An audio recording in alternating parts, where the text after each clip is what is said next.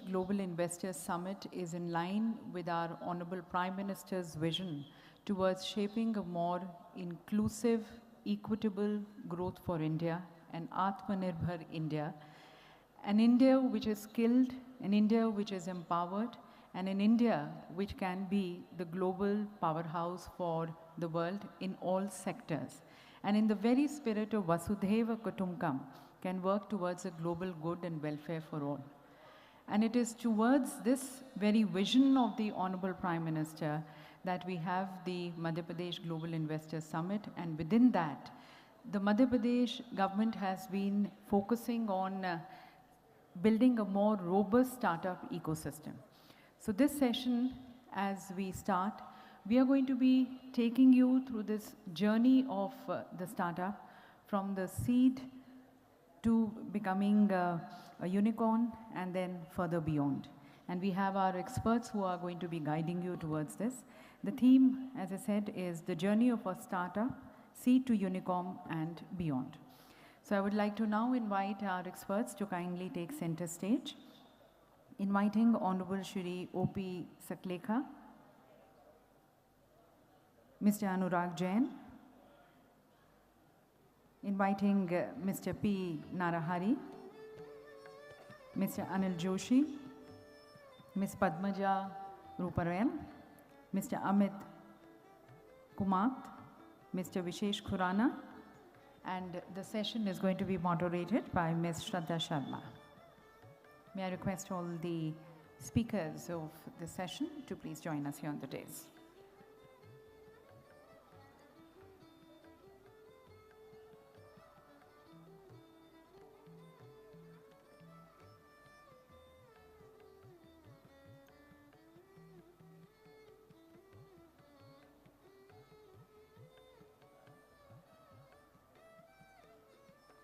And as I mentioned to you, ladies and gentlemen, the government of Madhya Pradesh is working towards creating and building a more robust ecosystem for the startups. So towards that, as we begin this session and before the discussions here, we present you a short film, an audio visual on the Madhya Pradesh startup ecosystem. If you can have the film, please.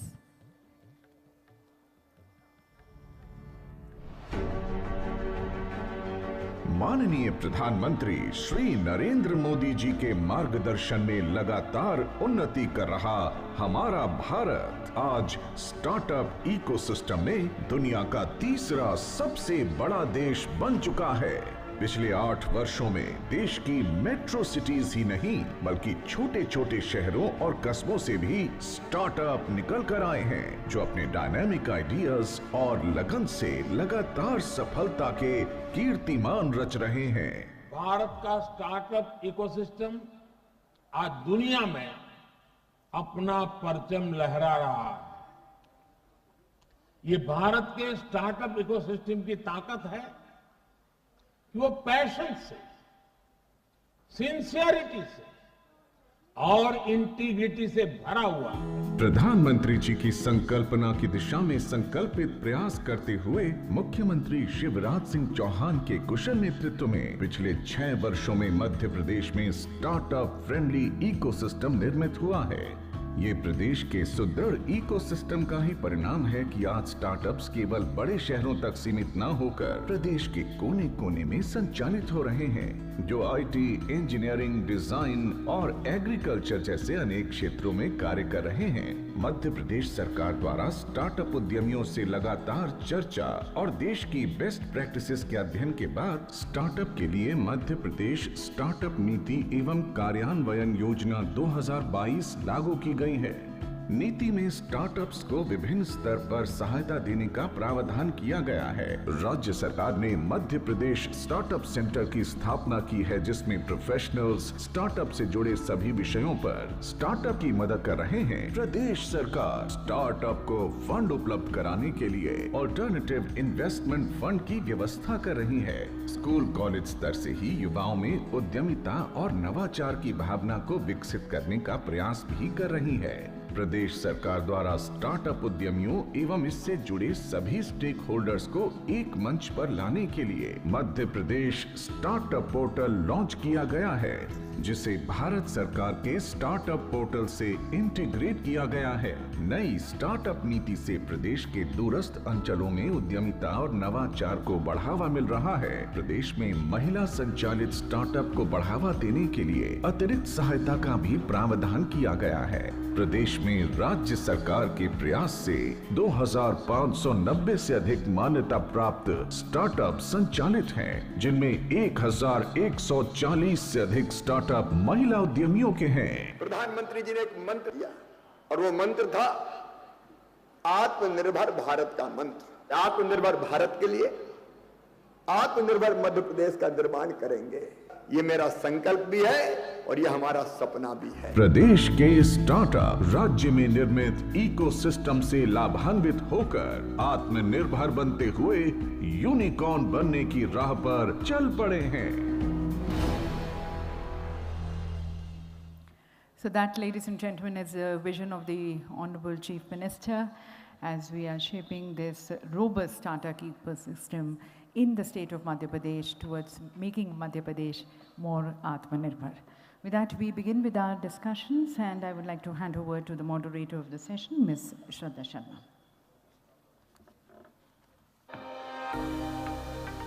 Shraddha Sharma is the founder and CEO of Your Story Media. Your Story is a globally recognized voice on anything to do with startups in India. Shraddha has played a central role in proliferating the digital India story far and wide. She has engaged with leaders from diverse realms and was featured on Fortune's list of the best 40 under 40 entrepreneurs in India for 3 years in a row.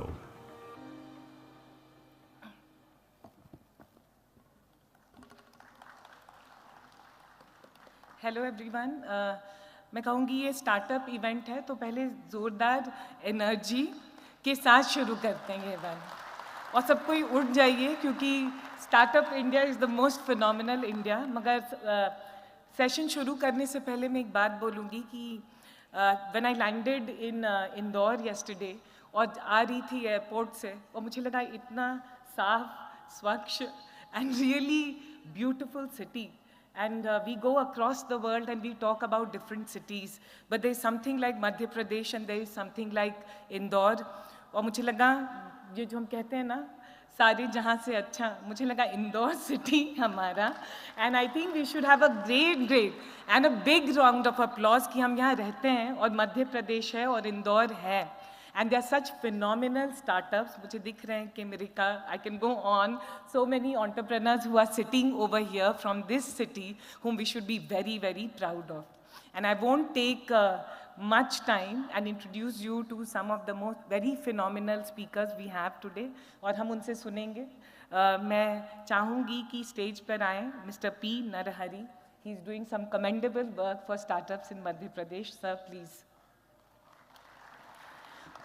And you know, my request is don't disappoint when it comes to energy of Indore. तो ताली ठीक से बजाते रहिएगा. Yes, good. Mr. P. Narahari joined the Indian Administrative Services in 2001 in the MP cadre. Presently, he is the Secretary and Industries Commissioner, Department of MSME, Government of Madhya Pradesh. As Secretary MSME, Mr. Narahari has been instrumental in the promotion of MSMEs in the state through various interventions. Mr. Narahari is a writer, having authored many books including Betiyan, The Making of Ladli Lakshmi Yojana and Swachh Indore. He is also a motivational speaker. Thank you. माननीय मंत्री जी श्री ओम प्रकाश सकलेचा जी, MSME विभाग के हमारे सम्मानीय मंत्री, साथ ही वो science and technology के भी मंत्री महोदय हैं. हमारे साथ श्री अनुराग जैन सर हैं, secretary DP IIT government of India, हमारे ही मध्य प्रदेश के हमारे वरिष्ठ सीनियर आईएएस ऑफिसर हैं, और साथ ही मंच पर उपस्थित श्रद्धा और सभी panelist. I'll try to make a presentation on the startup ecosystem in Madhya Pradesh, how Madhya Pradesh is doing as far as this sector is concerned.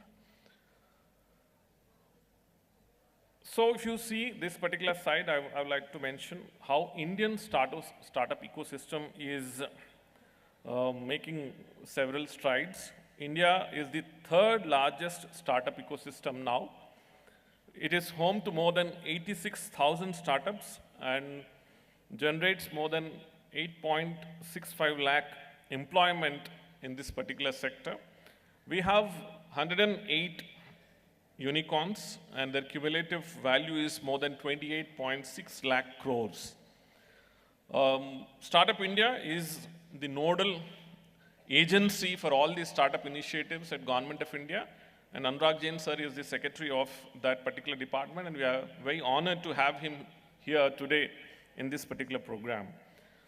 Government of India has taken several initiatives like Seed Fund Scheme, Atal Innovation Mission, which provides financial assistance and other non-financial benefits.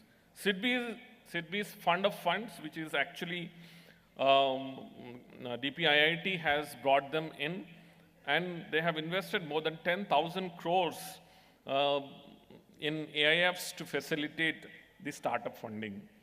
Bangalore, New Delhi, Mumbai are the top 20 global startup ecosystems, and we are very hopeful through all these initiatives that we are making through Government of Madhya Pradesh. We wish Indore will also join these esteemed cities. Now let's see what's the position of Madhya Pradesh startup ecosystem. We have more than 2,500 now, almost about 2,600 recognized startups. And we are very happy to say when on 13th of May 2022 in this very hall, Honorable Prime Minister of India and Honorable Chief Minister of Madhya Pradesh and also Anurag Jain sir, Honorable Minister, when we launched our startup portal, we had about 1,940 startups, and now we have almost 2,600 startups.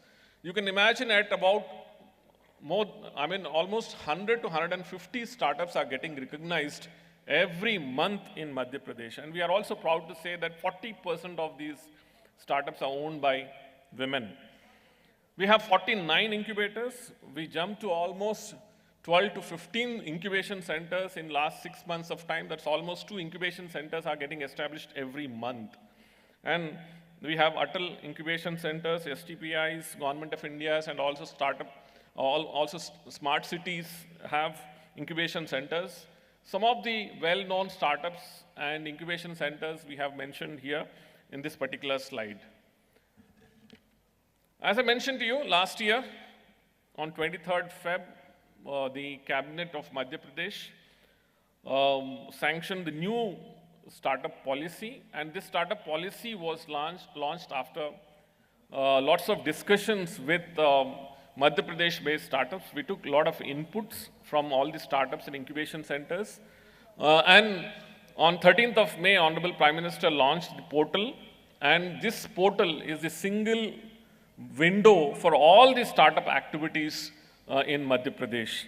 And on 1st of June, as we promised, we started our MP Startup Center at Bhopal, and also we are soon starting an office in Indore as well.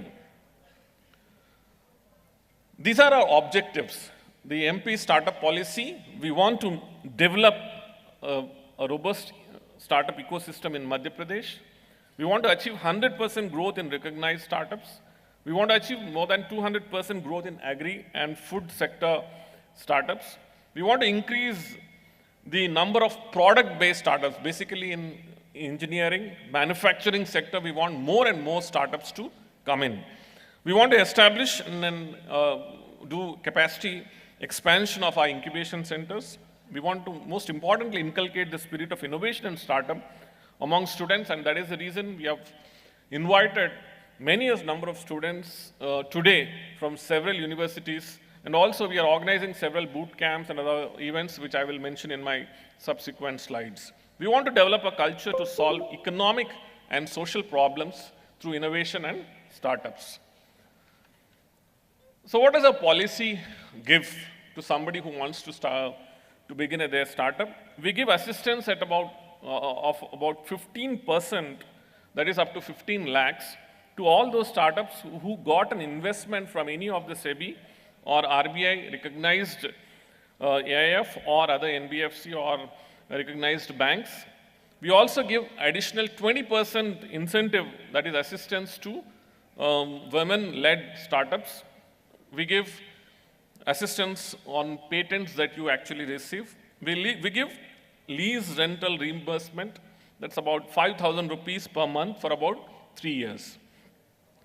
And for product-based startups, we want, as I mentioned earlier, we want more and more startups to come in manufacturing, engineering sector, and that is why we give additional incentives in when it comes to product-based startups. We give exemption duty for 3 years from the date of connection.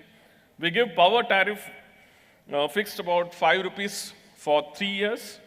Employment generation assistance for about 5,000 rupees per month for 3 years for up to maximum of 25 employees. That means if a startup which is product-based, and if you are able to employ up to 25 in your 25 people in your startup, we'll give employment generation assistance also. We also reimburse on the skill development and training that you give to these employees, and also we facilitate in concurrent licenses and consents. When it comes to incubation centers, we believe that incubation centers should also get similar kind of assistance, because most of these startups actually begin their journey in some or the other incubation center. So we give up to 5 lakhs grant to incubation center for those incubation centers who received incentive, for those startups who receive incentive in the previous slide that I mentioned to you. So if a startup is able to get assistance, the incubation centers will also be given assistance over and above what the startups have received. So we give event support also for up to 5 lakhs per event, a maximum of 20 lakhs. One-time assistance of about 5 lakhs for upgradation of your incubation capacity. That is, if you are, whatever be the number of whatever the number of seats that are available in a particular incubation center, if you are increasing up to 20%, we also give one-time assistance. And the most important thing which we are very proud to say, and that we mentioned in our on 13th of May in this very hall, was that we want to give support for all those startups, both product-oriented as well as service-oriented, a provision for procurement assistance. I mean, if you are, whatever the government of Madhya Pradesh whatever procurement is done, we have made provision in the store purchase rules of government of Madhya Pradesh, and this has been approved by the cabinet of Madhya Pradesh. And in this, for the startups, you need not give any security deposit when you actually participate in the tenders. And tenders for more than up to 1 crore of tender value, you need not have any experience also. There's an exemption from experience which has been given. And for tenders more than 1 crore, the concerned department who is floating those tenders may give similar kind of exemptions. And for service-based tenders, proof of concept will be accepted and work will be allotted on the basis of the proof of concept that you will submit. We have recently tied up with several TReDS platforms, and in order to minimize the liquidity crunch, we are trying to tie up most of the startups with the TReDS platforms. So in 6 months' time, this is our achievement. We have been able to increase 33% of our startups, recognized startups, 43% of our women-led startups increase. I'm comparing this from May last year. In 6 months' time, after we launched our startup policy, about 32% increase in food and agri-based startups and 53% increase in incubators. And where is our growth? If you see the sector-wise growth of our startups, there is about 42% increase in renewable energy, 38% in green tech, healthcare and life sciences, 36%, food and beverages about 35%, automotive 28%, and another 28% in agriculture. As I mentioned to you, we have built a robust online portal, and this was launched by Honorable Prime Minister last year, and this is integrated. There's an API integration which has been done with Startup India portal.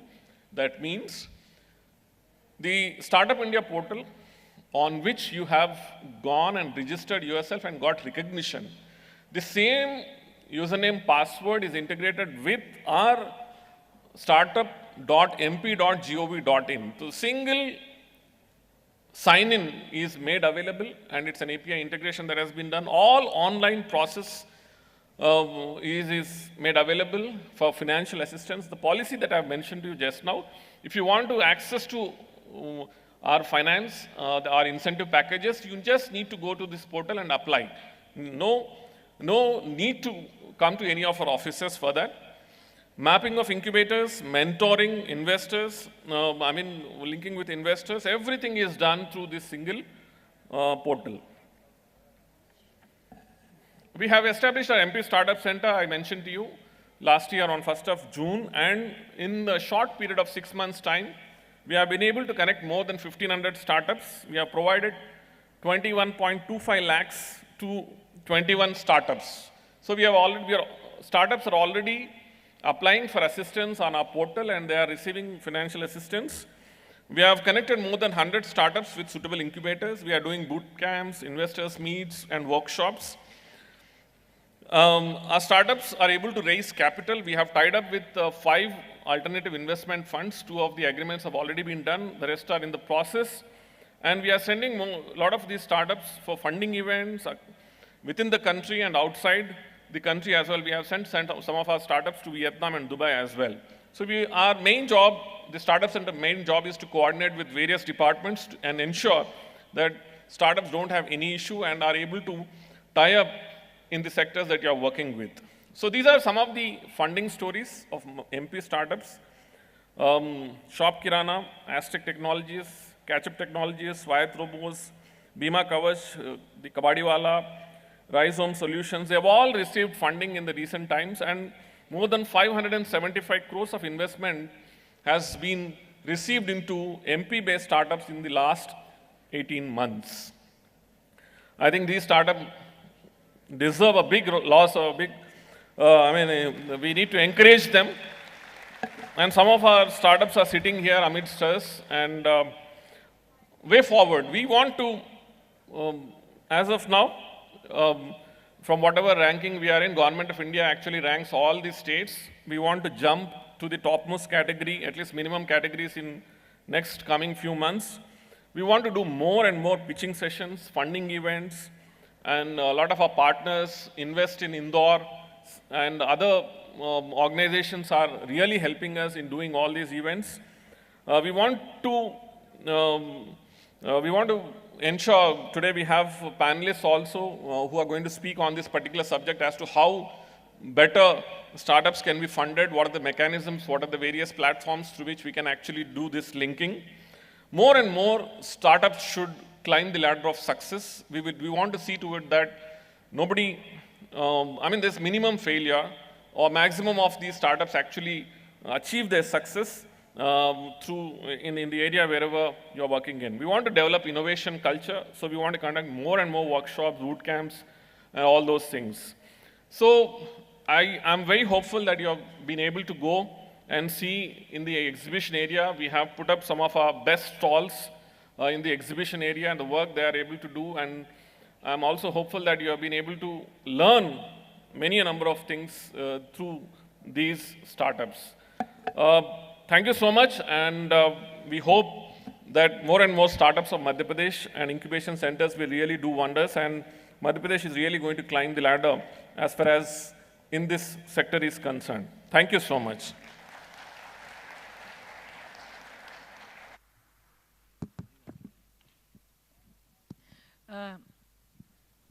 Narhari sir, मैं ये कहना चाहूँगी कि जो भी vision होता है वो एक्चुअल में ट्रांसलेट होता है when we have people who are mission driven to make it happen, and I want to congratulate कि 6 महीने में जो काम हुई है.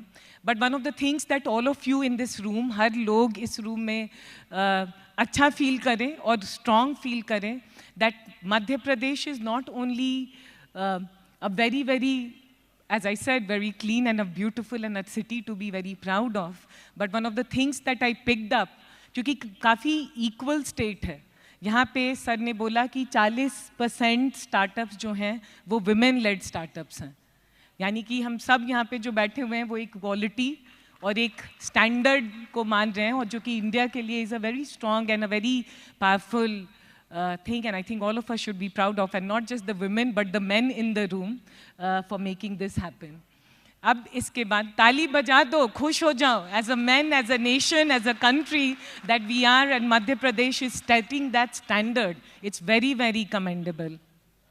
अब इसके बाद मैं रिक्वेस्ट करूंगी one of the officials for whom I personally have deep respect. He walks the talk. He's from I don't know, from your state. अगर मैं कहूँगी कि कुछ गवर्नमेंट ऑफिशियल्स हैं जिनको मैं रैंक करती हूँ कि कितने दिल से transformation he is committed his life to transforming, making things happen. And I am so happy that he is here with us. He is come here today to talk to all of us. I would request Anurag Jain sir to please take the stage. Mr. Anurag Jain is the Secretary, DPIIT, Government of India. An alumnus of IIT Kharagpur, Mr. Jain joined the Indian Administrative Services in 1989 and has since been closely associated with the conceptualization and implementation of key policy initiatives. He is the lead for PM Gati Shakti, a digital initiative for integrated planning and coordinated implementation of infrastructure connectivity projects in the country.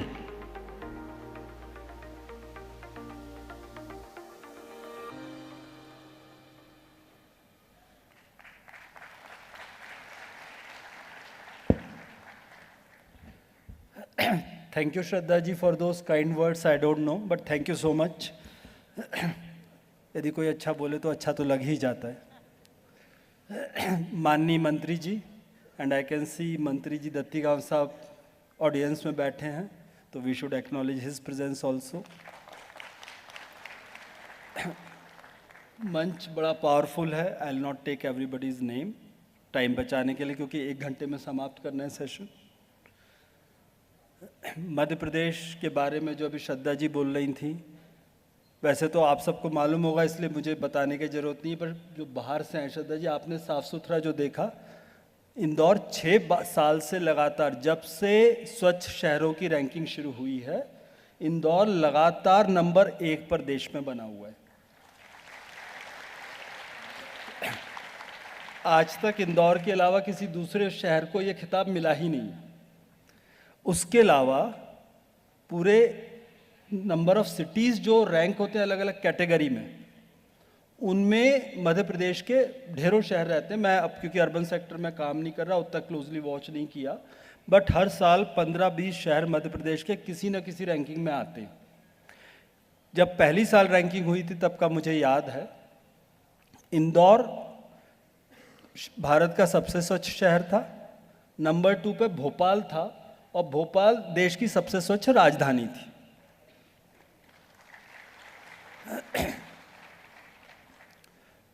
अब startup की बात कर लेते जिस चीज़ का session है. Startup movement, मुझे पता है कि आप सबको मोटी जानकारी तो होगी क्योंकि आप लोग स्टार्टअप की दुनिया से जुड़े हुए लोग हो. 2016 में 16 जनवरी के दिन माननीय प्रधानमंत्री जी ने स्टार्टअप शुरू किया. उस समय मैं उनके जो निजी कार्यालय होता है उनका जॉइंट सेक्रेटरी होता था. मुझे शुरुआत में खुद को डाउट हो रहा था कि हम लोग क्या अचीव करने जा रहे हैं. स्टार्टअप तो हम लोग को मालूम है क्या होता है, बिजनेस शुरू करना है, कोई नया आइडिया लेके आना है. पर देखते देखते 6 साल के अंदर, या 7 साल अब पूरे होने वाले हैं 2-4 दिन के बाद, हम लोगों का नेशनल स्टार्टअप अवार्ड्स वीक भी चल रहा है. 7 साल के अंदर किस प्रकार से इंडिया का स्टार्टअप सिस्टम ट्रांसफॉर्म हुआ है, ये हम सब ने देखा है. और ये 2016 में कल्पना करना भी अविश्वसनीय था. It was just not possible to imagine this kind of transformation, and this has happened because of youth of the country. India का जो डायनामिक यूथ है, so 3 cheers for the youth of the country.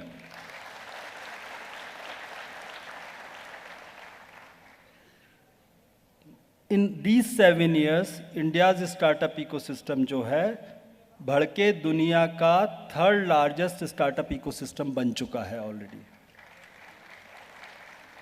It is still the fastest growing startup ecosystem anywhere in the world. It is growing faster than US and China, which are otherwise above us. इन 7 साल में we have got 87,000 startups registered with startup India. And incidentally introduction में PM Gati Shakti बताया, पर आज मुझे लगता है स्टार्टअप का बोलना चाहिए था। मेरे विभाग के कामों में number 1 of course is priorities PM Gati शक्ति, उसके बाद next is when I count on my priorities is making ease of doing business for the country, and third is startups. These are the 3 most important priorities for me. Startup का nodal department Bharat सरकार में हमारा department है। हम लोग उसके लिए भाग्यशाली कि we work closely with the startup ecosystem in the country. In these 7 years startup 3rd largest तो हुआ, but it has become very wide and deep.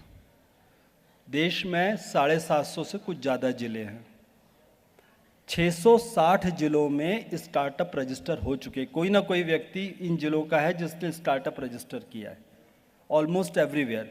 सभी 36 स्टेट्स एंड यूटीज में स्टार्टअप का रजिस्ट्रेशन है। दैट शोज कि startup movement is really catching on, it has transform the country. मुझे ध्यान है कुछ साल पहले लोगों के फ़ोन आते थे कि हमारा बेटा पढ़ लिख गया है, इसको गाइड कर दीजिए जॉब कैसे लेना है। आज लोगों के फ़ोन आते हैं, इसको गाइड कर दीजिए स्टार्टअप कैसे चालू करना है। हम लोग जॉब मांगने वालों की जगह जॉब देने वाले यंग जनरेशन को पैदा कर रहे हैं। ये 7 साल में इंडिया की यंग जनरेशन का माइंड सेट कम्प्लीटली चेंज हो गया। मुझे याद है जब 13 मई का उल्लेख नरहरी साहब कर रहे थे, उस दिन जब ये लॉन्च हुई थी मध्य प्रदेश की स्टार्टअप पॉलिसी, तो प्रोग्राम मैं भी आया था। उस कार्यक्रम में मुझे सौभाग्य मिला था। कार्यक्रम के बाद कुछ बच्चे लोग मुझसे बात कर रहे थे, कुछ सक्सेसफुल एंटरप्रेन्योर्स बात कर रहे थे। उनमें से एक बच्चे ने कहानी बताई थी, यहीं इंदौर के बच्चे ने, कि जब वो पढ़ के निकले तो उन्होंने कहना शुरू किया अपने पिताजी से कि मेरे को अपनी खुद की इंडस्ट्री खोलनी है। फर्स्ट जनरेशन थे। पिताजी डिस्करेज करते रहे कि तुम अच्छे पढ़े लिखे आदमी हो, 1.5-2 लाख रुपए महीने की नौकरी मिल जाएगी, आप नौकरी करो।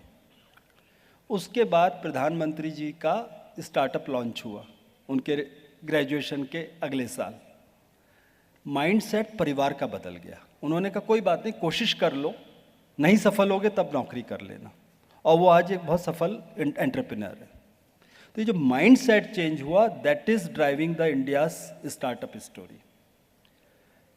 lot of things have Narhari Saab has shared, तो I'll not go into the detail of those policies. मेरे तो ऑफिस ने भाषण वही लिख के दिया था कि ये किया जाता है, बट कुछ मोटी मोटी बातें मैं आपको बता दूंगा जो भारत सरकार करती है। मध्य प्रदेश सरकार की पॉलिसीज़ उन्होंने बताई। If you get yourself registered on startup India, और जैसा बताया नरहरी जी ने कि इट इज़ इंटीग्रेटेड पोर्टल, तो if you register on startup Madhya Pradesh you will automatically get registered on startup India. तो मध्य प्रदेश सरकार के जगह तो आप सप्लाई कर सकते हो जैसे आपने बताया, but you will also get access to GeM portal.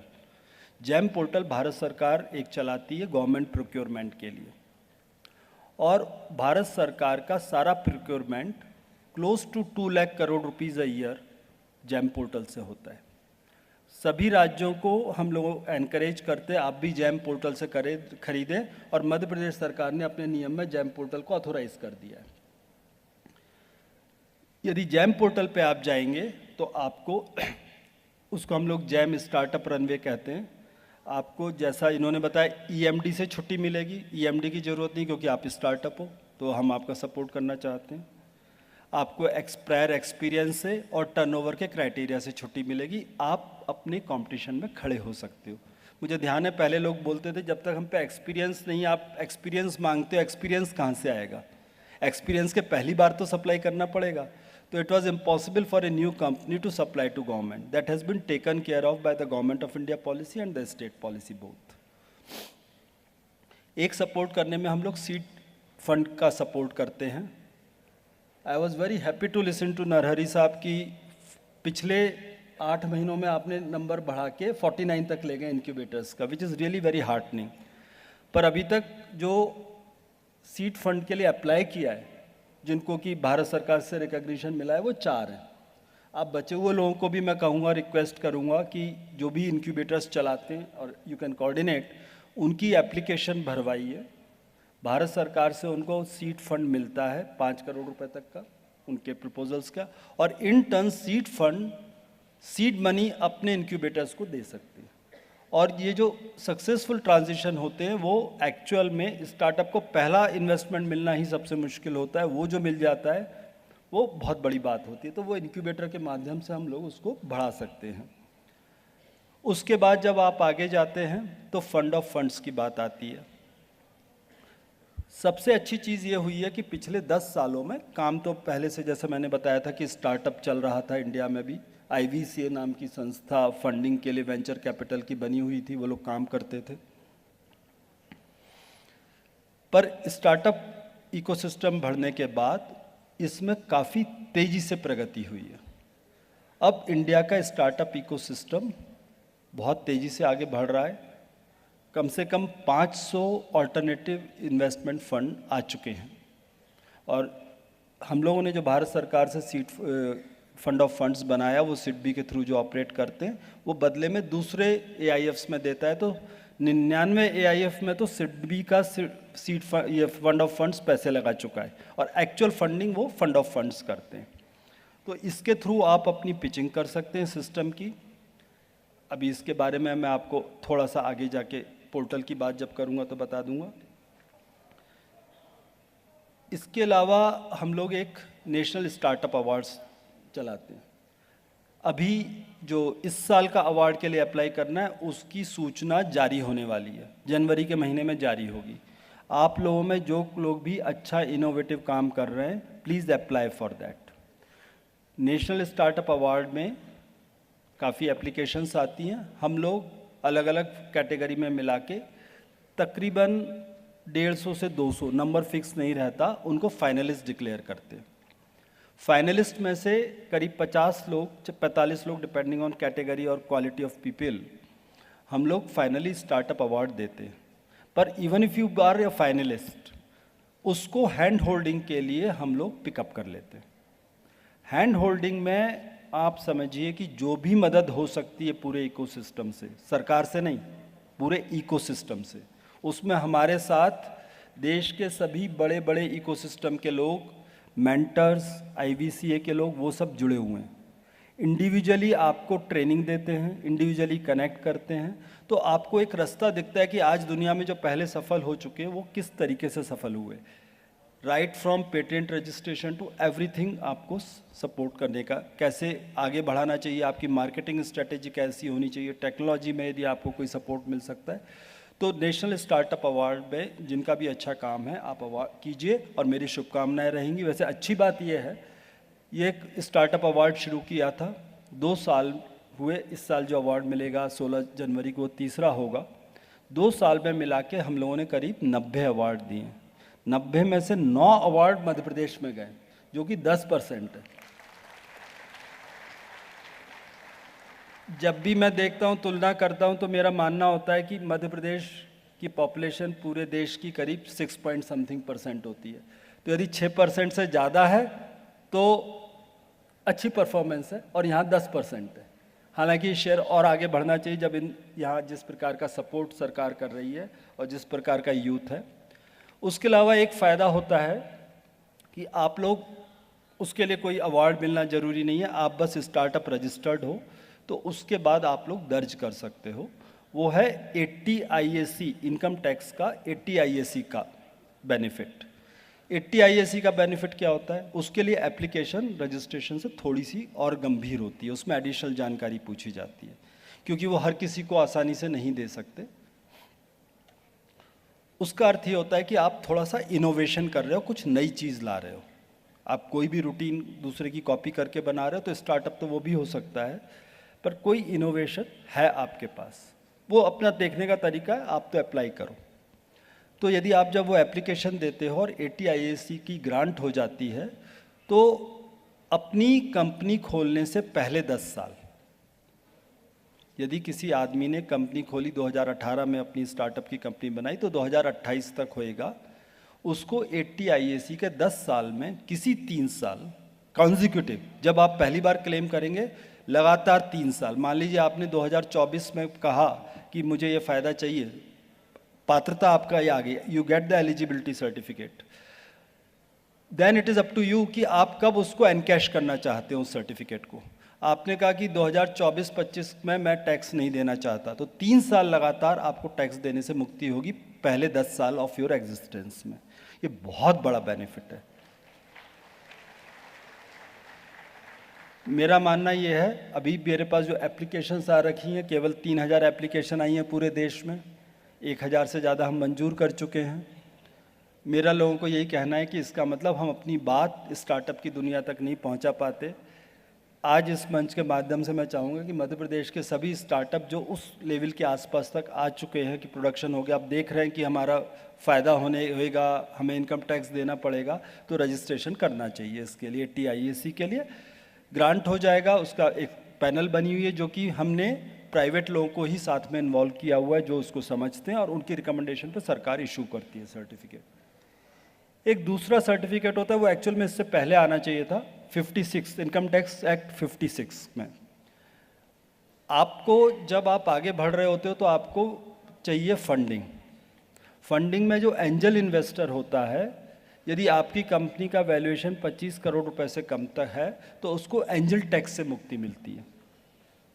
7000 से ज़्यादा स्टार्टअप देश में इसका फ़ायदा उठा चुके हैं।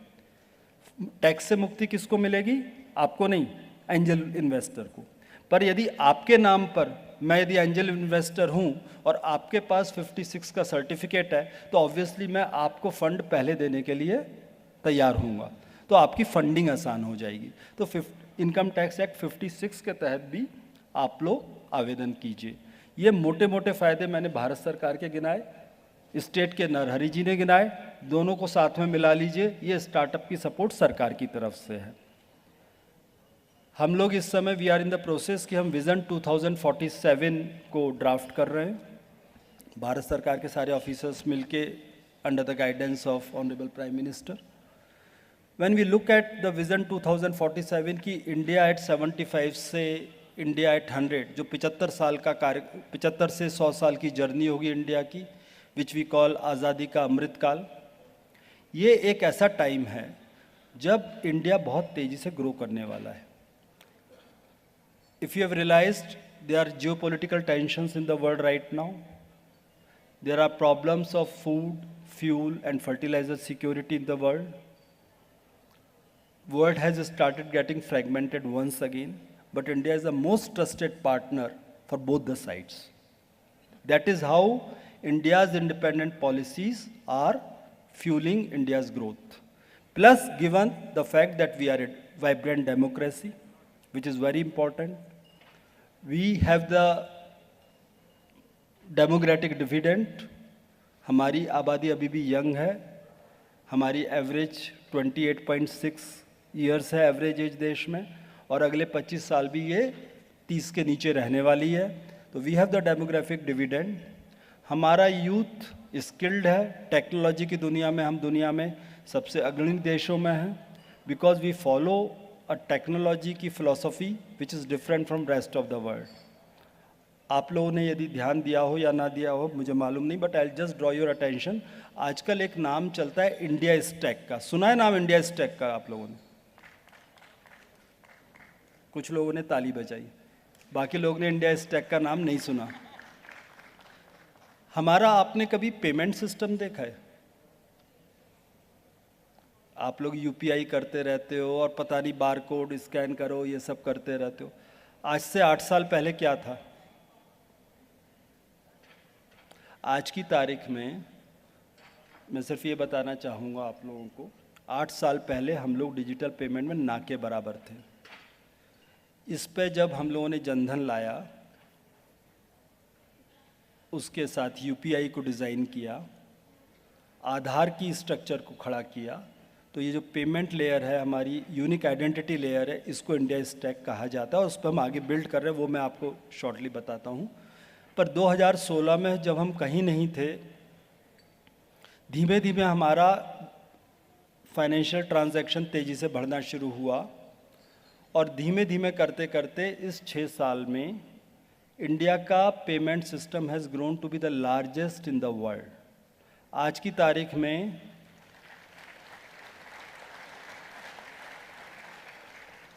एक महीने में online real time financial transactions की संख्या इंडिया में एक महीने में कितनी है?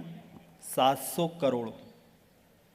7 billion transactions a month, 84 billion transactions a year. और हमारे बाद नंबर 2 पे चाइना, नंबर 3 पे यूएस, नंबर 4 पे फ्रांस, तीनों को जोड़ लो उससे ज़्यादा है।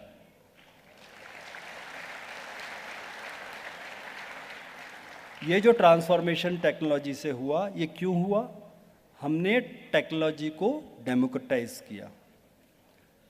यूपीआई जो है वो किसी को कहीं से कहीं अपनी बात कहने के लिए अलाउ करती है, किसी को किसी से ट्रांजैक्ट करती है। आप गूगल पे हो, आप व्हाट्सएप पे को पे कर सकते हो। दुनिया के किसी दूसरे देश में ऐसा नहीं होता। यदि आपको गूगल पे से पे करना है तो आपको गूगल पे वाले बंदे को ही पे कर सकते हो। हम गूगल पे से किसी बैंक अकाउंट में ट्रांसफ़र कर सकते हैं। ये पॉसिबल हुआ क्योंकि हमने टेक्नोलॉजी का डेमोक्रेटाइजेशन किया। इसी फिलॉसफी पे आगे बढ़ के हम लोगों ने नया काम कर रहे हैं। आपने नाम सुना होगा open network for digital commerce. वो ओपन नेटवर्क है जिस प्रकार से ये जितना ई कॉमर्स है सब क्लोज लूप प्लेटफॉर्म, जो प्लेटफॉर्म है वो भी हम लोगों ने डेमोक्रेटाइज किया है, वो ओपन प्लेटफॉर्म है। इसी प्रकार से यूलिप बना रहे हैं। तो ये टेक्नोलॉजी का जो डेमोक्रेटाइजेशन है उस वजह से स्टार्टअप को भी एक इनोवेशन मिल रहा है, प्लेटफॉर्म मिल रहा है। 2047 के विज़न के लिए हमारे 3 प्रमुख सोच रहते हैं: नॉलेज, इनोवेशन एंड सस्टेनेबिलिटी। ये 3 ड्राइवर्स ऑफ ग्रोथ होंगे और ये तीनों ही चीज़ों का सॉल्यूशन जो है वो स्टार्टअप देने में सक्षम है। सो स्टार्टअप्स को we look at as the drivers of growth in new India.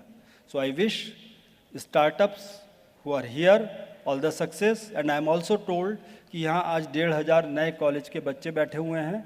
जो आप आगे जाओगे तो आप, आई होप कि you go motivated and start your own startup. Thank you so much. Thank you so much, Anurag sir. It is genuinely very inspiring listening to you, and I'm sure all of us have understood, because one of the big abilities that you have is to deconstruct हो क्या रहा है। तो thank you so much on behalf of all of us. अब मैं request करूँगी Honorable Minister Mr. O.P. Saklecha to please address us. Honorable Shri Om Prakash Saklecha ji is a cabinet minister in the government of Madhya Pradesh. His current portfolio includes departments of MSME and Science and Technology. He has served as the member of State Legislative Assembly for 4 consecutive terms from Jawat constituency in Neemuch district. Under his able leadership, both MSME and Science and Technology departments have embarked on a phenomenal growth trajectory. नमस्कार। Startup के इस session में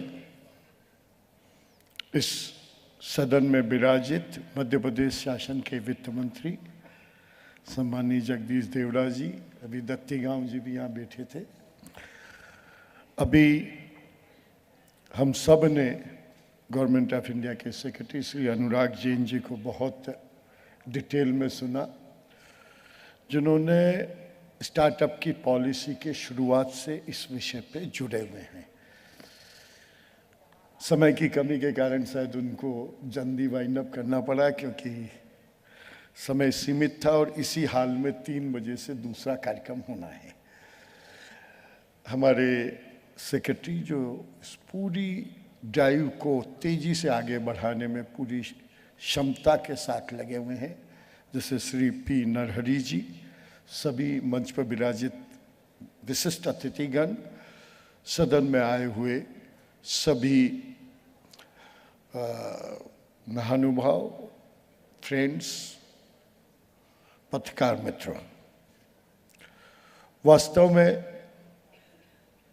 अगर हम बात करें आत्मनिर्भर भारत की, तो उसमें एक नया कई डायरेक्शन में से एक सबसे महत्वपूर्ण डायरेक्शन जो माननीय मोदी जी के सपने का एक विचार था, वो स्टार्टअप के माध्यम से लॉन्च हुआ। कहीं ना कहीं मध्य प्रदेश ने भी उस विचार को तेजी से पकड़ा और बहुत सारे स्टार्टअप शुरू हुए। मैं उसकी डिटेलिंग में नहीं जाऊंगा, कौन सी तारीख में कितने हुए, कितने कम समय में कितने हुए, लेकिन मुझे इस बात की खुशी है कि औसत एवरेज से मध्य प्रदेश काफी अच्छी गति से बढ़ रहा है। लेकिन इस गति में और कई गुना तेजी आने के लिए ये जो पिछले 5 दिन से, चाहे प्रवासी भारतीय हो, चाहे इन्वेस्ट इंडिया का मध्य प्रदेश का कार्यक्रम हो, इसमें ऐसा कैटलिस्ट के रूप में काम किया कि मैं पिछले 5 दिन से 4 दिन से देख रहा हूं, कम से कम 500 से 1000 अलग अलग देश के, 100 से ज़्यादा देशों के और 500 से 1000 अलग अलग टाइप के लोगों से अलग अलग विषयों पे बात हुई। सबकी इच्छा है कि मध्य प्रदेश के इस तेजी से बढ़ते हुए परिवर्तन में हम अपने अपने तरीके से कैसे योगदान दें, और उसी योगदान में मध्य प्रदेश भी एक महत्वपूर्ण विषय है। और हम आज इस बात की बड़ी गंभीरता से और इस बात को बड़े विषय से हम कह रहे हैं कि मध्य प्रदेश स्टार्टअप में, चाहे रैंक में अभी अवार्ड में या इसमें अभी बोला जैसे जैन साहब ने, बहुत अच्छी बात है। लेकिन मैं आज बस इतना ही विश्वास दिलाना चाहता हूँ कि आत्मनिर्भर भारत बनाने के लिए पहले आत्मनिर्भर मध्य प्रदेश बनना है, और आत्मनिर्भर मध्य प्रदेश बनने के लिए हमें अपने अपने तरीके से हर दृष्टिकोण में से, स्टार्टअप भी एक सबसे महत्वपूर्ण दृष्टिकोण है, उसमें भी उसी तेज गति से आगे बढ़ना है। पॉलिसी की डिटेल में मैं जाना नहीं चाहूँगा क्योंकि हमारे पास कुल 20 मिनट बचे हैं और हमें कई पैनलिस्ट को भी सुनना है और देखना है, समझना है। हमारी चर्चाएं जारी रहेगी, हम मध्य प्रदेश के लोग आपस में मिल के बात करते रहेंगे। लेकिन अभी समय की सीमा को ध्यान में रखते हुए मैं बस यही कहूँगा कि हम सब मिलकर एक नई गति, नई तेजी से अपने जितने भी मन में अलग अलग तरीके के विचार आए, चाहे मैन्युफैक्चरिंग के स्टार्टअप हो, चाहे टेक्नोलॉजी के हो, चाहे आईटी सेक्टर के स्टार्टअप हो, ज़्यादा से ज़्यादा लाएं, ज़्यादा से ज़्यादा उसमें सरकार की सुविधाओं का फ़ायदा लेकर एक नई गति से आगे बढ़े। इसी के साथ पुनः आप सबका धन्यवाद करते हुए मैं अपनी वाणी को विराम दूंगा। धन्यवाद। Thank you so much honourable minister. यहाँ पे हम बैठे हैं, एनर्जी है, तो प्लीज़ एक बार फिर से ताली बजाइए so that we know that you all are enjoying and actually getting so much of information. अब हम जल्दी जल्दी करते हैं। मैं मिनिस्टर से लूँगी समय की सीमा को ध्यान में रखकर, हम बहुत जल्दी जल्दी अब दौड़ेंगे। हमारे साथ हैं 4 गेस्ट जो आए हैं दिल्ली, मुंबई से और आपके इंदौर से भी हैं। इनका AV एक बार हम चला दें। Can we have the AV of mister Anil Joshi please? हाँ, all the AVs please.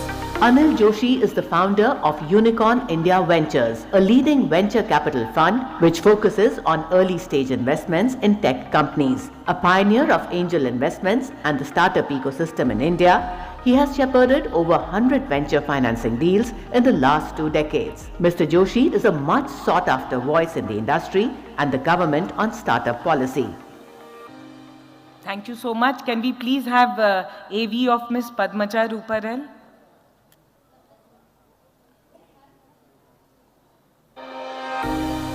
Padmaja Ruparel is the co-founder of Indian Angel Network, India's first and one of the world's largest groups of business angels spread across the globe with close to 500 investors and a portfolio of 200 companies. A recipient of many awards, she has been recognized as one of the top 50 most powerful women in business by Fortune India for 4 years.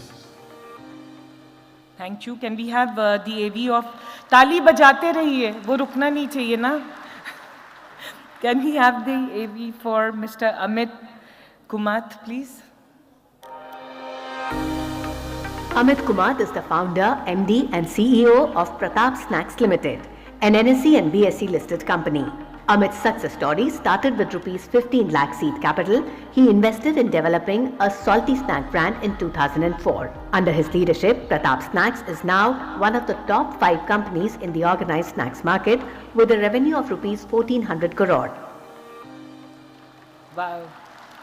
ये जोर से, he's from your city. Can we have AV for Mr. Vishesh Khurana, please? Vishesh Khurana is the co-founder of ShipRocket, a new age logistics aggregation platform that drives global and domestic shipping for MSMEs operating in the e-commerce sector. Vishesh has previously worked as COO and founder at Mobiz Infotech. An e-commerce geek, Vishesh keenly observes the sector and its ever-evolving trends. Thank you. I would request all the panelists and Anil, if you could take this. समय की सीमा को रखते हुए ध्यान में, what is the message आप यहाँ पे जो सबको यहाँ पे जो हैं उनको आप क्या बोलना चाहेंगे, और अगर उनको आपसे जुड़ना हो और आपसे मदद लेनी हो तो वो कैसे ले सकते हैं, अगर आप इसका जवाब दे दें प्लीज़. थैंक्स श्रद्धा. जुड़े तो पिछले 10 साल से हुए हैं. I've been coming to Indore I think for last 10 years. एक वाक्य शेयर करना चाहूँगा. जब पहली बार मैं आया था, छोटा सा रूम था, मुश्किल से 20-25 लोग होंगे, और आज 10 साल बाद में आई थिंक खड़े होने की जगह नहीं है. गिनती तो नहीं कर पा रहा हूँ, बट आई थिंक अंदाजन 2000 के ऊपर है. तो ये एक नया भारत है. 2 दिन पहले the leading publication wanted to know my views about tier 2, tier 3 cities में startups का क्या scene है. I wish I could have shown this picture to them. But I think पिछले 10 साल में जो भी हमने development देखा, of course बैंगलोर है या फिर मुंबई या फिर दिल्ली NCR, हमने काफ़ी डेवलपमेंट, इनफैक्ट कैरियर जब शुरू किया तो यहीं इन्वेस्टमेंट्स होते थे. ये 3 सिटीज़ में ही हमारे शुरू में इन्वेस्टमेंट रहे. But I have, I'm proud to say that we have made one investment in MP. Shivpuri छोटा सा गांव है, वहाँ एक कंपनी रजिस्टर्ड थी, उसमें इन्वेस्टमेंट किया था. It's a different story that, company couldn't do great, but tier 2, tier 3 cities में बहुत potential है. हमारा जो country का 100 unicorn है, comes from a small, city from Kerala, right? This is the power of, small town and potential for startups. Amit ji कल dinner में मेरे को पूछ रहे थे कि मध्य प्रदेश से यूनिकॉर्न कब आएंगे. आई थिंक 10 साल से मैं काफ़ी डेवलपमेंट देख चुका हूँ, एंड आई एम कॉन्फिडेंट कि आने वाले 2 या 3 साल में we will have at least 3 unicorns from MP. And मुझे पूरा विश्वास है कि ये मेरा कॉन्फिडेंस आप लोग बरकरार रखेंगे. I think the kind of initiative जो अनुराग सर ने या फिर सेक्रेटरी सर ने बताएं, हमारे समय तो कुछ नहीं होता था. जब मैं कॉलेज से पास आउट हुआ तो बस यही देख रहे थे कि जॉब कहाँ मिल जाए, right? Those were the days when we had to search, we have to wait, we have to use influence. And today sir कह रहे हैं कि उनके पास रिक्वेस्ट आती है कि स्टार्टअप कैसे करें. चेंज हो गया है. तो message to you all, of course I was to share about seeding to IPO. Funding की तो कोई चिंता नहीं है. बहुत सारे लोग हैं जो आपको funding, in fact there are so many initiative and incentives from government, both state and central, without taking a single dime. आप आपका आई थिंक फलता फूलता एक स्टार्टअप बना सकते हैं. That's my believe. So I think go ahead, best of luck, happy fund raising and wish you all luck. Thank you. Thank you so much. Padmaja, what would you like to tell everyone in the room today? And if they want to connect, associate, what would you suggest? So first of all, thank you, Shraddha, and more importantly, thank you GIS platform for inviting me. It's really, really awesome to be here in Indore. I think it's what I do. Just to give a quick background, at Indian Angel Network, we've created probably the single largest platform for seed and early stage investing. हम 50 लाख से 50 करोड़ का investment करते हैं। तो और हम खाली investment नहीं करते हैं, हम हैंड होल्डिंग करते हैं, हम मेंटरिंग करते हैं, हम हमारे ग्लोबल नेटवर्क्स खोलते हैं। टाइम कम है सो मैं ज़्यादा एग्जांपल्स नहीं दूंगी, बट वो हम करते हैं और वी रियली बिल्ड कंपनीज। तो हमने ओवरऑल 900 करोड़ इन्वेस्ट किया है। हमारी कंपनीज जाके 18,000 करोड़ रेज किया है, और हमारी कंपनीज जिसमें हमने इन्वेस्ट किया था वो उसकी मार्केट वैल्यूएशन आज 90,000 करोड़ है। हमने 3 यूनिकॉर्न बनाए और काफ़ी और लाइन में है। तो उस हीरोज़ तो एंटरप्रेन्योर्स है, हम लोग नहीं हैं, और हमें नहीं होना चाहिए था, एक्चुअली हमारे हीरोज़ होने चाहिए थे। तो मेरा मैसेज यहाँ पे यही होगा कि यदि हमें स्टार्टअप इकोसिस्टम बनाना है जो हमारी दृढ़ता है, तो 3 लोग को साथ में काम करना पड़ेगा।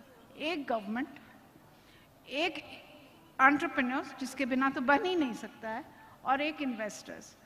और मेरे ख्याल से हमने गवर्नमेंट का बहुत इनेबलिंग इकोसिस्टम लास्ट 7 इयर्स में देखा है।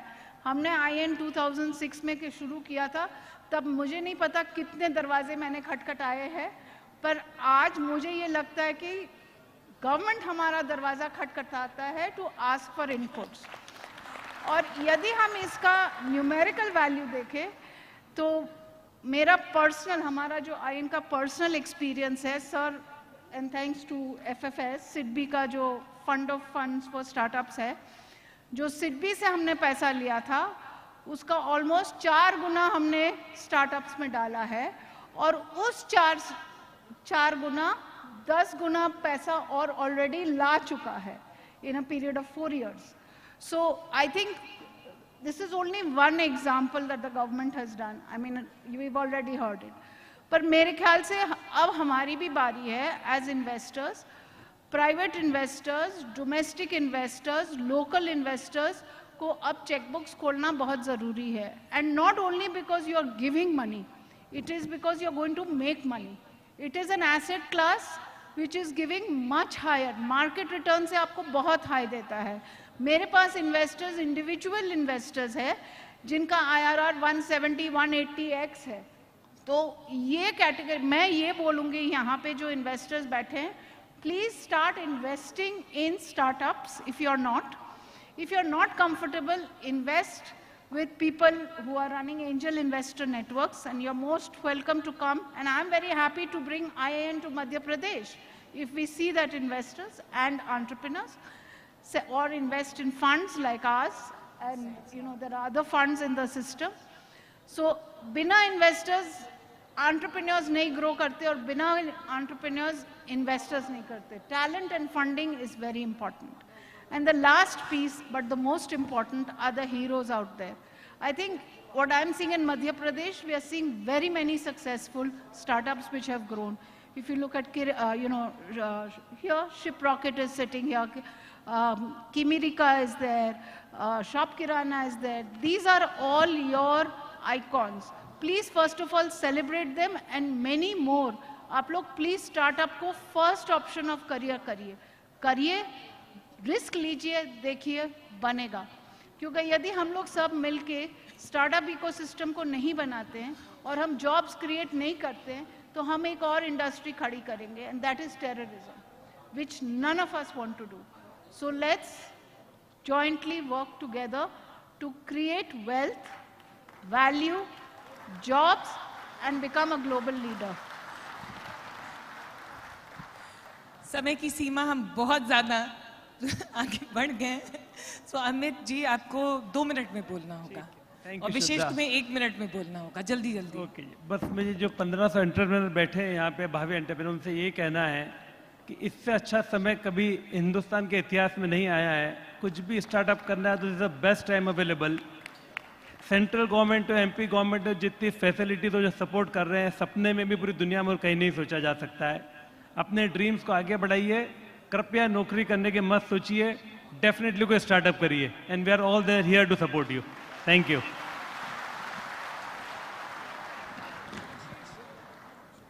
सो 1 ही मिनट है, so I will like to use my 1 minute to actually just thank people behind Startup India because वो इस कमरे में है हमारे साथ.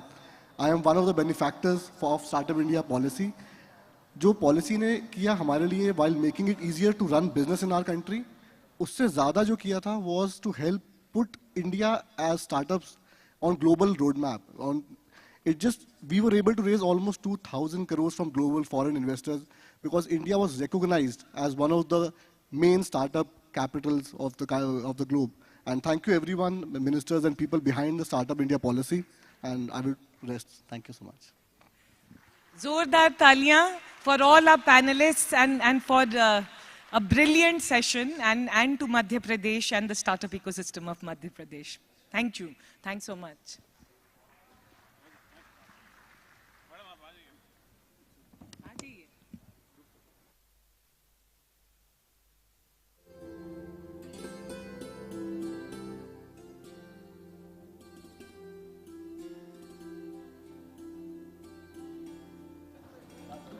Check.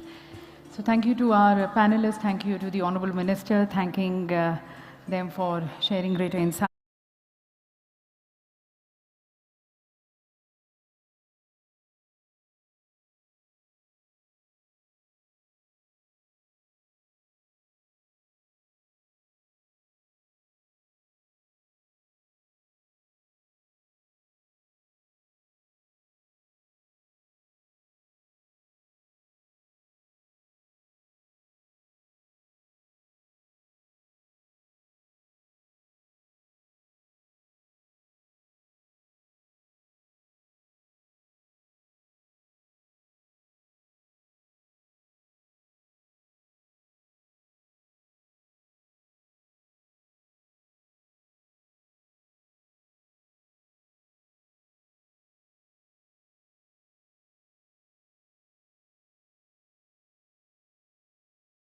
वो ऑन रहेगी तो उसके बाद जब यहाँ पर समापन हो जाए आपसे निवेदन है कि आप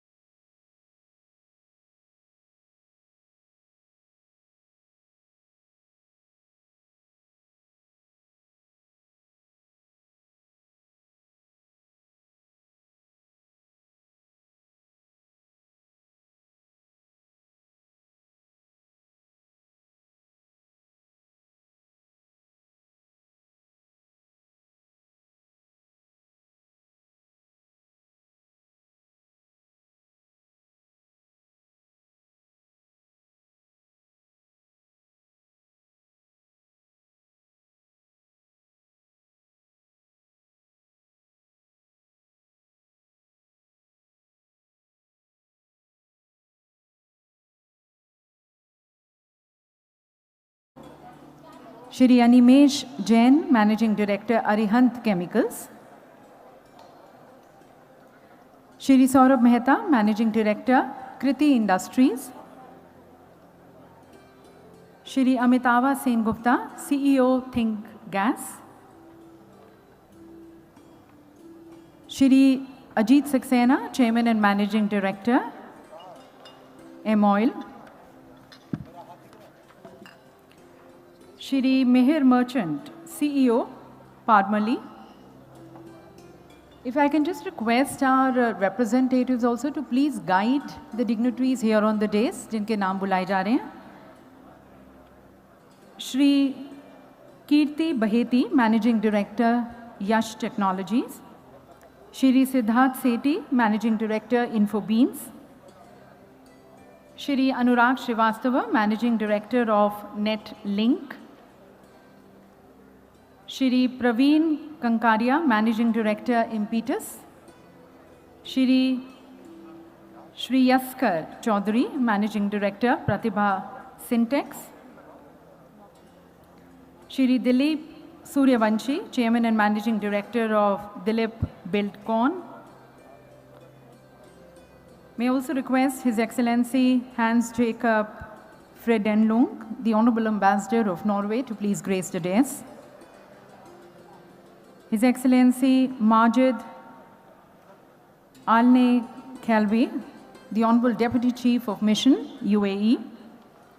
Also inviting here on the dais, Mrs. Fazila, the Honorable Minister, Social Integration, Mauritius, and Her Excellency, Ms. Jennifer Daubene, the Honorable Minister, Commercial, Canada Embassy. May I request him to please grace the dais.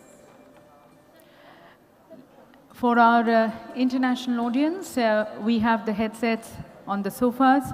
The number 1 channel is for Hindi, the number 2 channel is for English. You're requested, as the program finishes, you're requested to kindly leave the headset at the sofas itself. Thank you. I'll just again call upon the names of the dignitaries who are to be seated here on the dais. एक बार पुनः मैं सभी का नाम लेना चाहूँगी और उनसे निवेदन है कि आप जल्द से जल्द मंच पर आएं. Shri Saurabh Sangla, Managing Director, Signet. Ms. Sapna Bhambani, CEO, Taskas. Shri Sandeep Patnaik, Managing Director, JLL. Shri Kamal Bali, Chairman and Managing Director of Volvo Group. Shri Sunil Chodia, Chairman and Managing Director of Raj Ratan Group.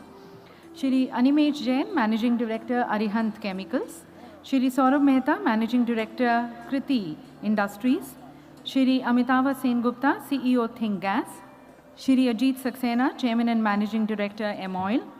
Shri Mihir Merchant, CEO, Parmali. Shri Kirti Baheti, Managing Director, Yash Technologies. Shri Siddharth Sethi, Managing Director of Infobeams. Shri Anurag Srivastava, the Managing Director of NetLink. Shri Praveen Kankaria, Managing Director, Impetus. Shri Yaskar Chaudhary, Managing Director of Pratibha Impex. Shri Dilip Suryavanshi, Chairman and Managing Director, Dilip Buildcon. Sath, we already have them here on the stage. Her Excellency Ms. Jennifer Daubene, the Honorable Minister, Commercial, Canada Embassy, and Mrs. Fazila, the Honorable Minister, Social Integration, Mauritius, along with His Excellency Hans Jacob, the Honorable Ambassador, Norway, and His Excellency Majid Alne Khalvi, the Deputy Chief of Mission, UAE.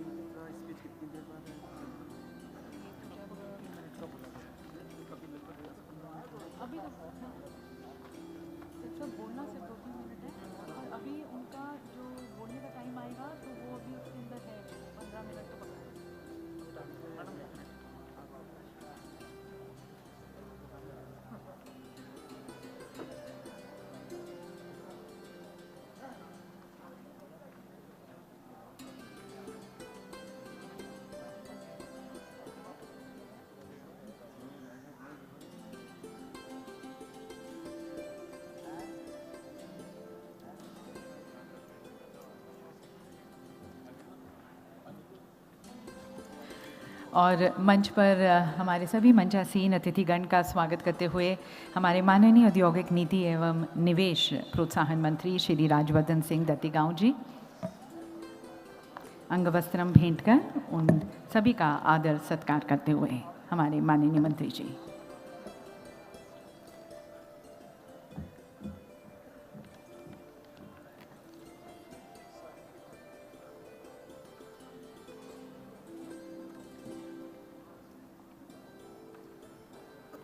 May just request people who are standing on the sides, who are standing in front, if you can please take your seats. If I can request our representatives to please guide them. सभी लोग जो side में खड़े हैं और जो मंच के आगे भी खड़े हैं, आपसे निवेदन है कि प्लीज़ आप अपना स्थान ग्रहण करें। अब से बस थोड़ी देर में ही हम अपना समापन सत्र, आखिरी सत्र Madhya Pradesh global investor summit 2023 का आरंभ करने जा रहे हैं। आप सभी से पुनः निवेदन कि आप अपना स्थान ग्रहण करें। Ladies and gentlemen, let's be just ready to welcome our distinguished guests of honor who are going to be joining us shortly and also going to be addressing us. They are the Honorable Union Ministers joining us from the Government of India, from Delhi, who are going to be addressing us, and further we seek their guidance on the way forward.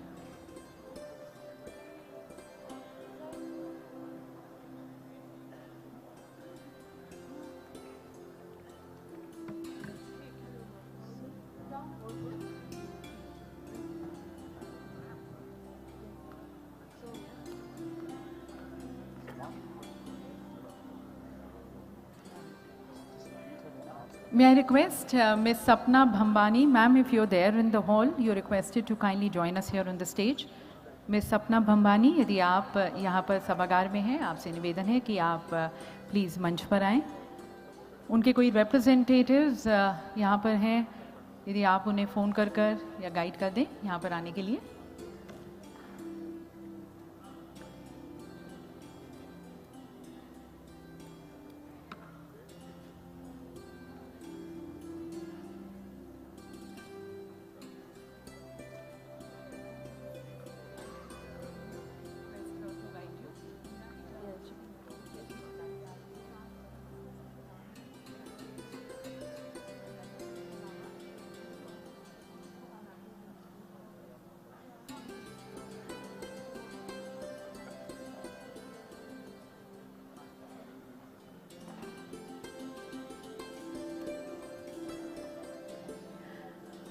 Once again, a call for Ms. Sapna Bhambani. May I request you, ma'am, to please be joining us, the CEO of TaskUs. You are our distinguished guest here on the dais.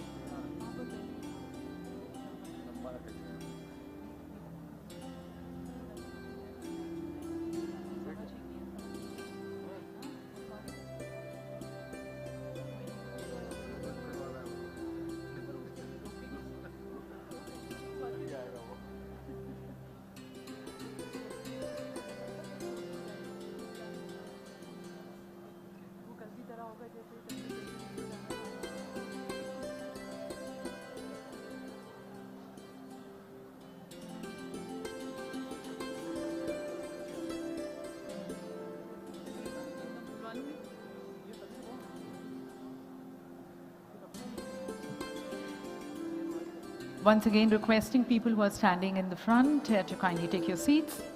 जो लोग सामने में खड़े हैं मंच के सामने, उनसे निवेदन है कि आप प्लीज़ अपना स्थान ग्रहण करें. For our international guests, we already have the headset.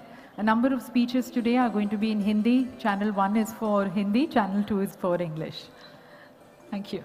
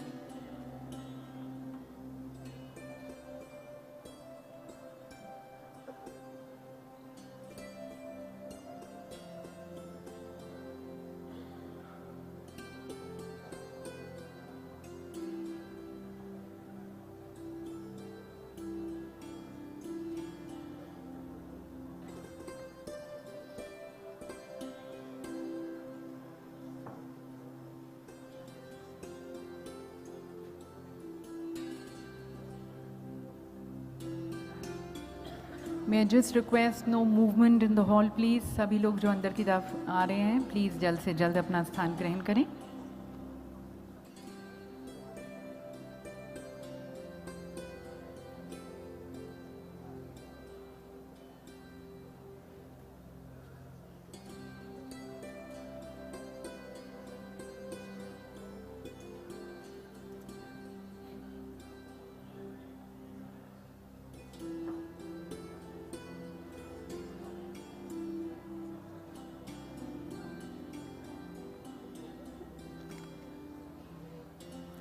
देवियों सज्जनों, आप सभी की जोरदार तालियों के बीच अति सम्मानपूर्वक स्वागत करते हैं विकास पुरुष, आसक्ति रहित होकर जनहित में अपना सभी कर्म करने वाले हमारे माननीय मुख्यमंत्री माननीय श्री शिवराज सिंह चौहान जी का, और हमारे समापन सत्र के विशेष अतिथिगण का श्री नरेंद्र सिंह तोमर जी का, माननीय केंद्रीय कृषि एवं किसान कल्याण मंत्री.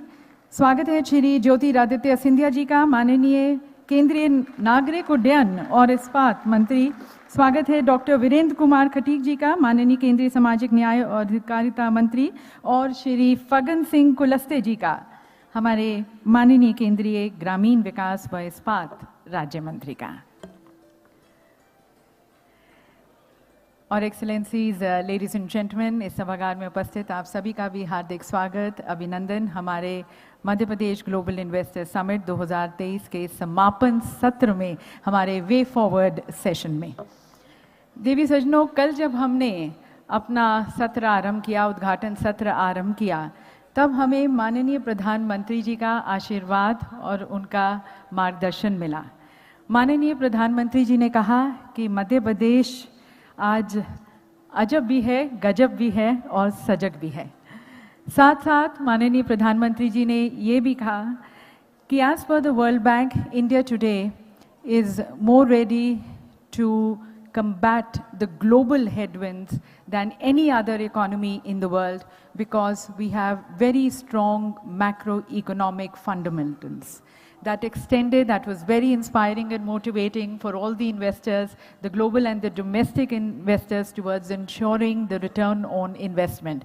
और हम सभी भारतीयों के लिए और मध्य प्रदेश वासियों के लिए ये बहुत ही गर्व की बात थी. और आज हम अपना समापन सत्र और वे फॉरवर्ड सेशन कर रहे हैं, हम सभी का फिर से अहोभाग्य है कि हमारे साथ हमारे माननीय अतिथिगण हैं, माननीय मंत्रीगण हैं, वो सभी जिनका मध्य प्रदेश के साथ भी एक बहुत ही राजनीतिक, पारिवारिक और भावनात्मक रिश्ता रहा है. और अतिथि देवो भव के भाव से पुनः माननीय मुख्यमंत्री जी उनका स्वयं स्वागत करना चाहेंगे. उनको अंग वस्त्रम भेंट कर। तो मैं माननीय मुख्यमंत्री जी से निवेदन करती हूँ कि वे स्वागत करें श्री नरेंद्र सिंह तोमर जी का। एंड मैं also request you to please join us as the honourable chief minister extends his greetings and felicitates Shri Narendra Singh Tomar ji, the Honorable Union Minister of Agriculture and Farmers Welfare.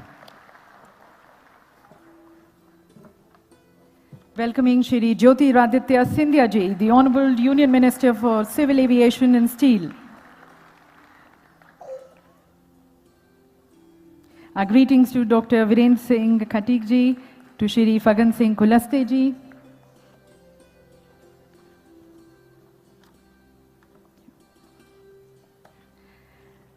Ladies and gentlemen, as we start this session, we would like to play the video message from Shri S. Jayashankar ji, our Honorable External Affairs Minister, who has given a new shape and direction to the Indian foreign policy.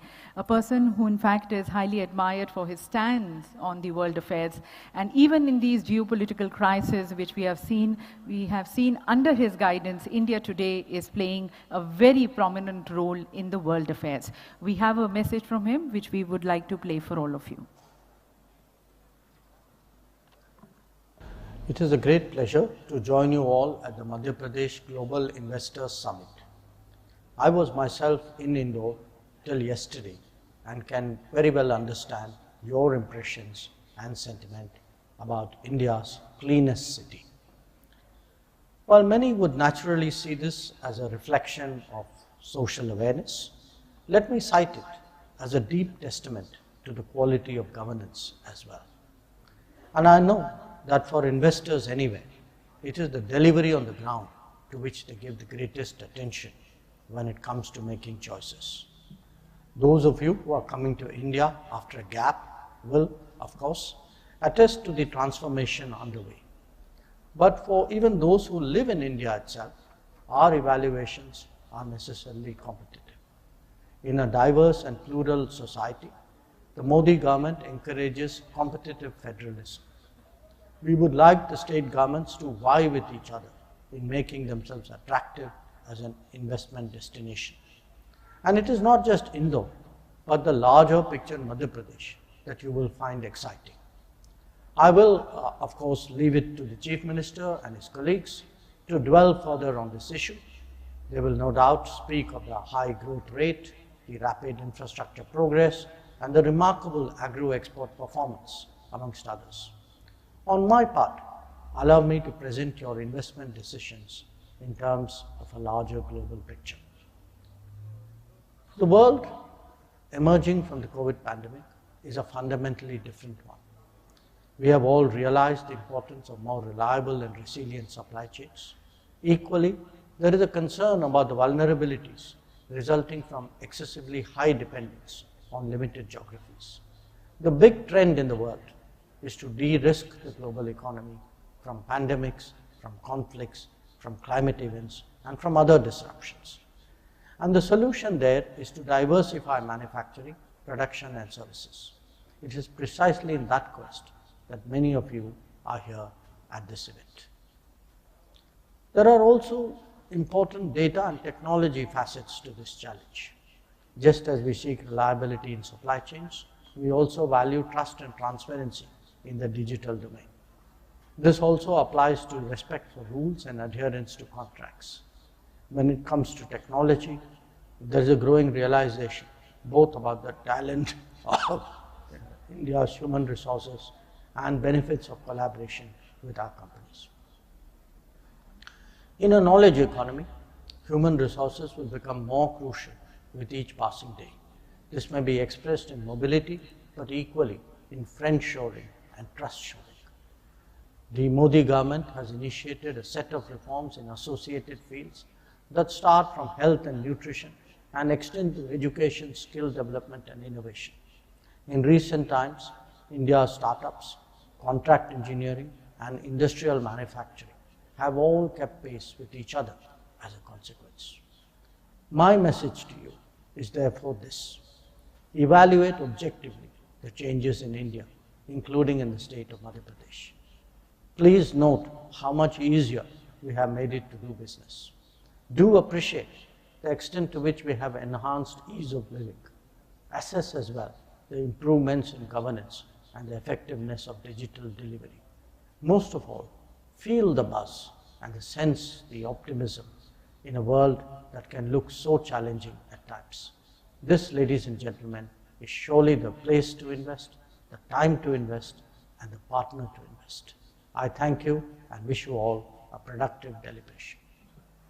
We thank Shri S. Jaishankar ji for his way forward address, guiding the investors that this is a time for India, many opportunities coming in, and see for yourself and invest in India. We thank him. And ladies and gentlemen, we have just now been joined by Dr. Virendra Kumar Khatik ji, हमारे माननीय केंद्रीय सामाजिक न्याय और अधिकारिता मंत्री. उनका भी हम स्वागत करते हैं आप सभी की तालियों के साथ और माननीय मुख्यमंत्री जी उन्हें अंगवस्त्र भेंट कर उनका अभिवादन करते हुए. देवी सज्जनों, आप सभी साक्षी हैं Madhya Pradesh global investor summit 2023 की सफलता की तरफ.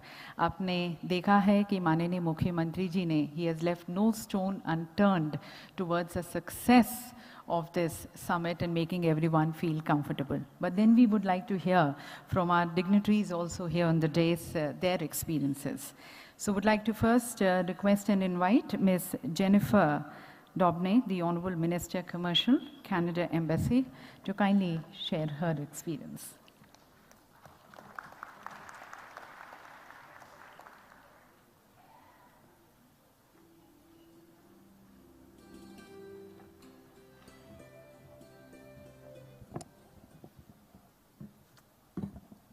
Good afternoon.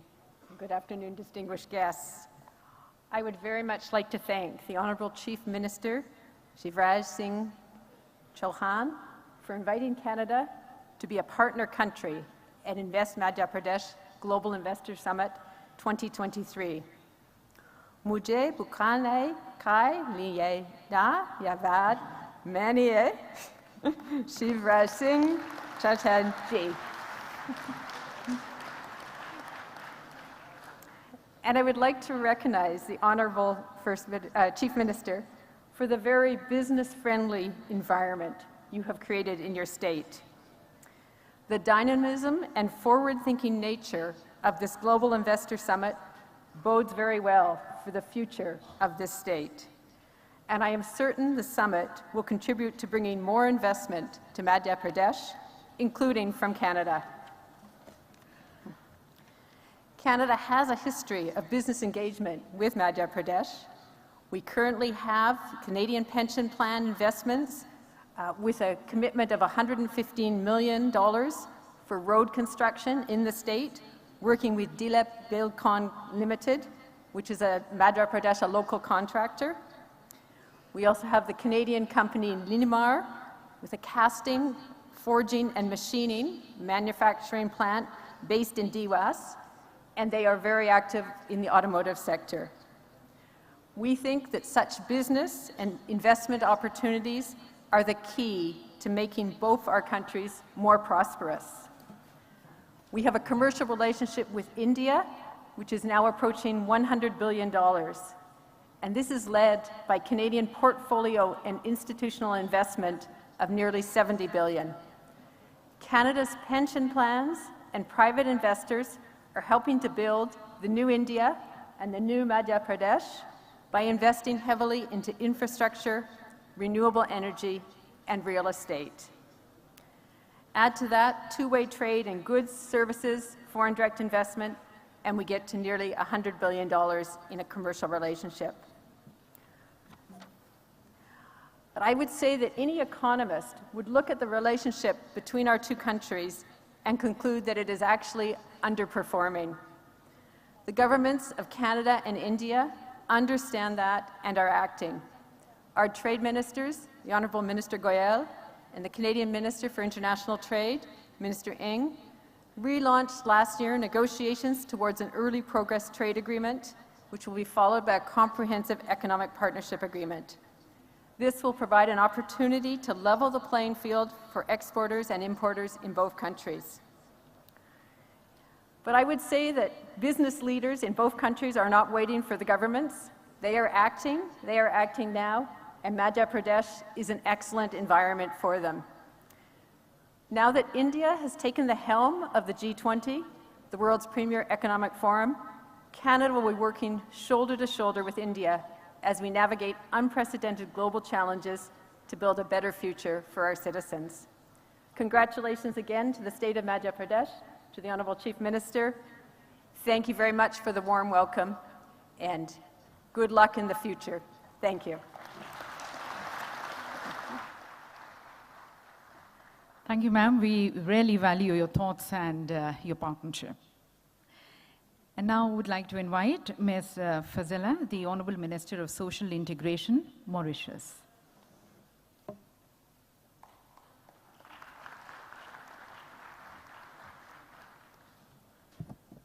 Thank you, Madam. Honorable Chief Minister of Madhya Pradesh, ministers, delegates from across the world, distinguished guests, ladies and gentlemen. Namaskar, Shubh Sawar, good afternoon. इस सम्मेलन में उपस्थित सभी को मेरा नमस्कार।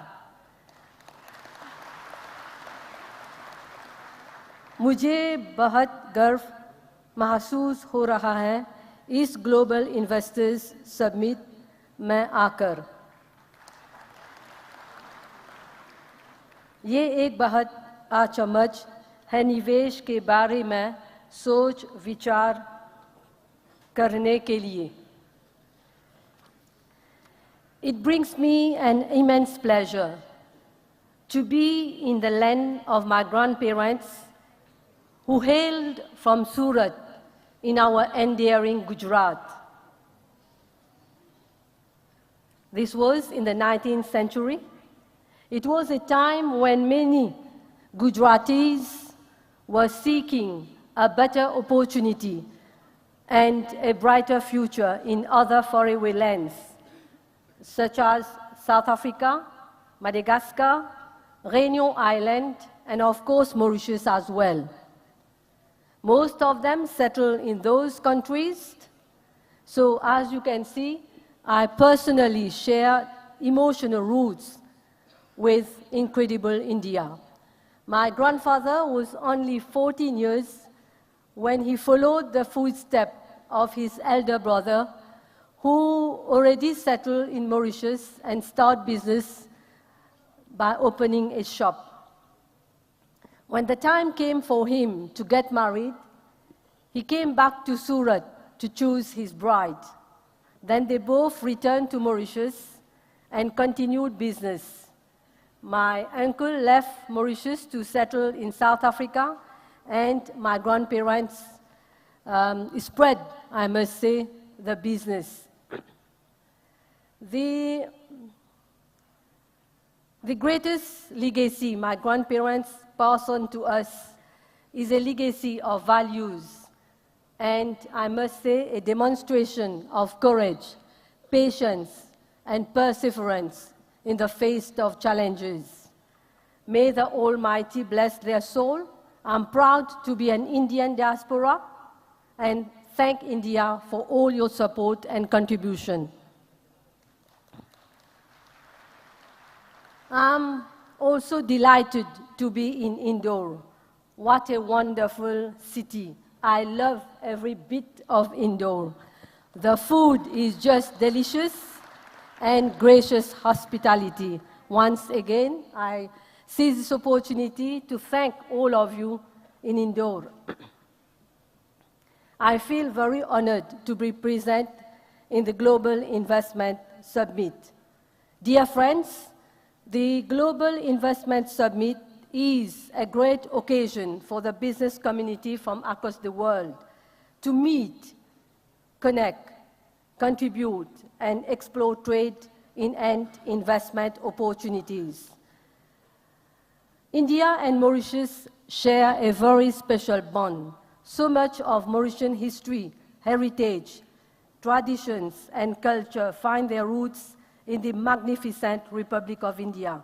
The ancestors of many Mauritians came from the Republic of India. I think 70% of the population. The Global Investors Summit, the focus of which is to see how investors around the globe can position themselves to manage risk and capture future opportunities, in particular, opportunities in the vibrant India. I express my deepest appreciation for all the panelists who have shared the valuable insight in their respective investment areas. These insights are all the more relevant given the extremely difficult global economic context. Over the years, India has emerged as one of the fastest growing economies in the world. It now offers a growing and thriving environment for investment, both domestic and foreign. India is among the very few countries who have successfully countered the fiscal challenges caused by the COVID-19 and its aftermath and the war between Russia and Ukraine. The current economic landscape could not have been gloomier. Global inflation has increased to unprecedented levels. Aggressive, prolonged tightening of monetary policies by central banks to curb inflation has further affected global demand and investment. However, both the Republic of India and Mauritius have managed to navigate through the risk and volatilities in our financial markets in these challenging times. The current context has given rise to major challenges, but it has also brought about new opportunities. In an effort to counter the current economic context, India has maximized investment in infrastructure, the digital economy, and other economic reforms. Thanks to these strong policies taken by your government, India is in a better position to recover from the aftermath of the pandemic. India's efforts to build an innovative and prosperous economy have been well highlighted by speakers at this high-level conference. India is ranked #1 in smartphone data consumption, global fintech, the IT BPM outsourcing distribution. India is also the world's third largest aviation and automobile market. At this point, I wish to commend the motivational and dynamic speech by your Prime Minister Narendra Modi ji yesterday virtually. The Prime Minister highlighted that the International Monetary Fund sees India as a bright spot in the global economy. The World Bank has also expressed that India is in a better position to deal with global headwinds than many other countries. As pointed out by Narendra Modi ji, India's economic success is the result of a strong democracy, young demography, and, of course, political stability. Our presence at this global platform is testimony to the trust that the international business community has in India as an international financial hub.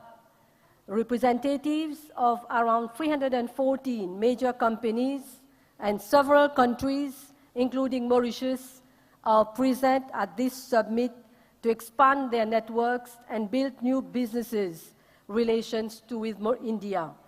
I would like to see this opportunity to highlight that Mauritius is also an unparalleled, well-regulated and transparent international financial sector. I trust that this platform will have given you all the chance to discover the vibrant investment climate offered by my country. Leveraging on state-of-the-art infrastructure, modern and innovative legal framework, and ease of doing business regime, the Mauritius International Financial Center offers a panoply of competitive financial products and services, including private banking, global business, limited liability companies, protected cell companies, trust and foundation, insurance and reinsurance, investment banking, global headquarter administrations, just to give you some example. Besides being a sophisticated platform for cross-border investment, the Mauritius International Financial Center is well-centered to play a crucial role to attract investment and promoting prosperity for and across Africa and other continents. I would be remiss not to mention the close and long-standing business ties between the Republic of India and the Republic of Mauritius. The Republic of India has always been one of the top free trading partners of the Republic of Mauritius, as well as one of our top free sources of foreign direct investment. To further boost our business relationship, the Republic of Mauritius and the Republic of India have signed a comprehensive economic cooperation and partnership agreement, SECPA, in February 2021, effective, as you know, as from 1st April 2021. This is the first trade agreement signed by the Republic of India with a country in Africa. All these efforts demonstrate that the Republic of India and the Republic of Mauritius share a partnership which will continue to grow from strength to strength. In view of the special relations between Mauritius and India, Mauritius has been invited by India in its capacity as G20 chair to participate as a guest country in all the G20 meetings during India's presidency from 1st December 2022 to 30th 2023. The invitation from India, apart from illustrating the excellent bilateral relations and enduring friendship between the two countries, provides a unique opportunity to further the national agenda of Mauritius in the realm of global governance and of issues of vital interest for the country. It is therefore crucial for Mauritius to strategize and coordinate its participation in the over 200 G20 meetings that India plans to organize throughout the year. I would like to close this meeting by once again highlighting the economic achievements of India. India is a global player on track to become the third largest economic power in the world. I hope that members of the business community present today will make the most of the knowledge acquired and the relationship built during this summit to further promote investment and trade to the advantage of each and everyone. Thank you, esteemed guests and friends. Dhanyavad. Thank you, Madam, for appreciating the economic strength of India, and we really hope that the bonds of friendship trade further flourish between the two countries. Now may I request His Excellency Hans Jacob Fredden Len, the Honorable Ambassador of Norway, for his views.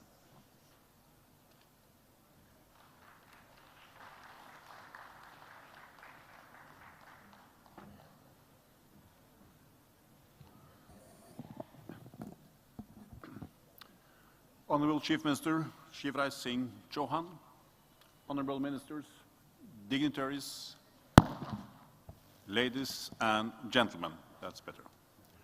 First, I would like to thank for a very warm welcome here at Indore, India's cleanest city, and a place where actually you really feel the urge to leave this conference center just to stroll along the very welcoming streets of this city.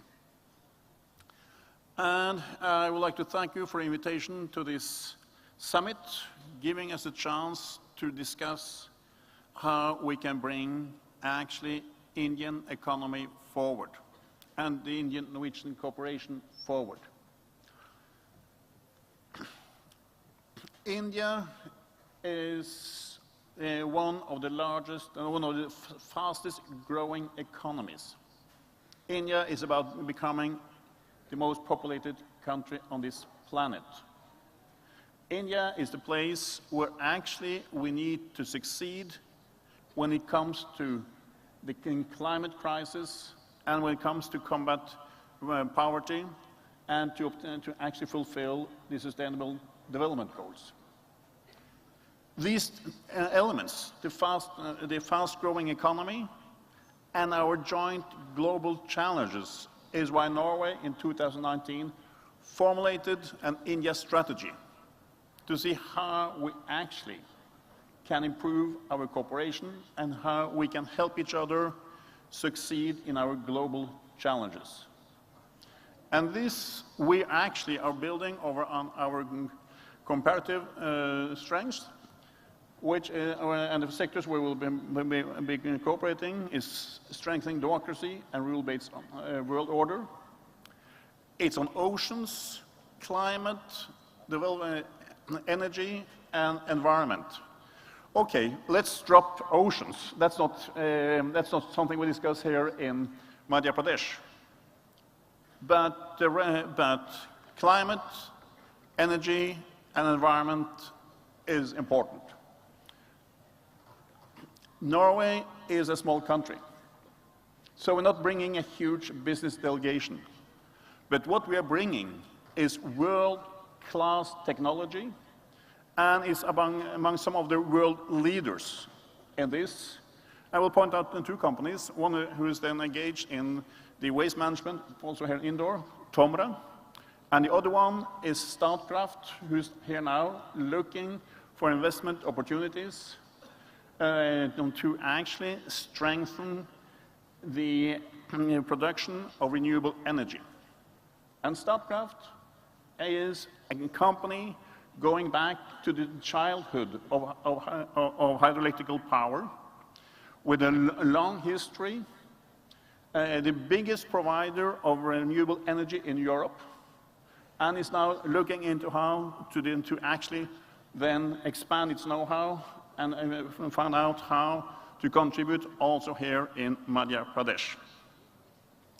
So I'm very proud to present these companies, and I also will thank both the Chief Minister and the administration of Madhya Pradesh. We have had some very fruitful discussions on what is necessary when it comes to transparency and predictability when you do investments in the hundreds of millions, if not billions of dollars size. And so I really would like to extend my gratitude for that. And then, actually, let's say, I'm looking forward to come back here because we see our strategy is working. Norway is a small country, but by concentrating on where we are comparatively strong, we see that actually we see eye to eye with India on these issues, and we succeed. And actually, the trade between Norway and India has doubled since actually we launched this strategy. And I'm looking forward to actually continue cooperation on this, and also wishing then Madhya Pradesh most luck. We see that in a country with a high growth rate, Madhya Pradesh is above average, which means actually catching up fast. So good luck, and looking forward to cooperation. Thank you. Thank you, Excellency. We really appreciate your thoughts and your collaboration with India and Madhya Pradesh towards creating a better world and a clean planet.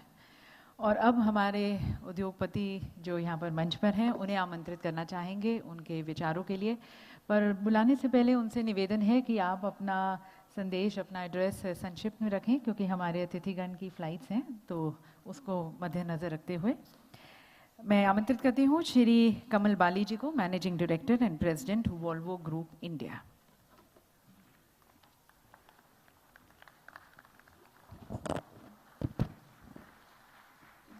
Honorable Chief Minister, Shri Shivraj Ji Chauhan, very senior union ministers from Delhi, ministers and senior officers from the government of Madhya Pradesh, distinguished delegates from overseas, friends from industry, ladies and gentlemen.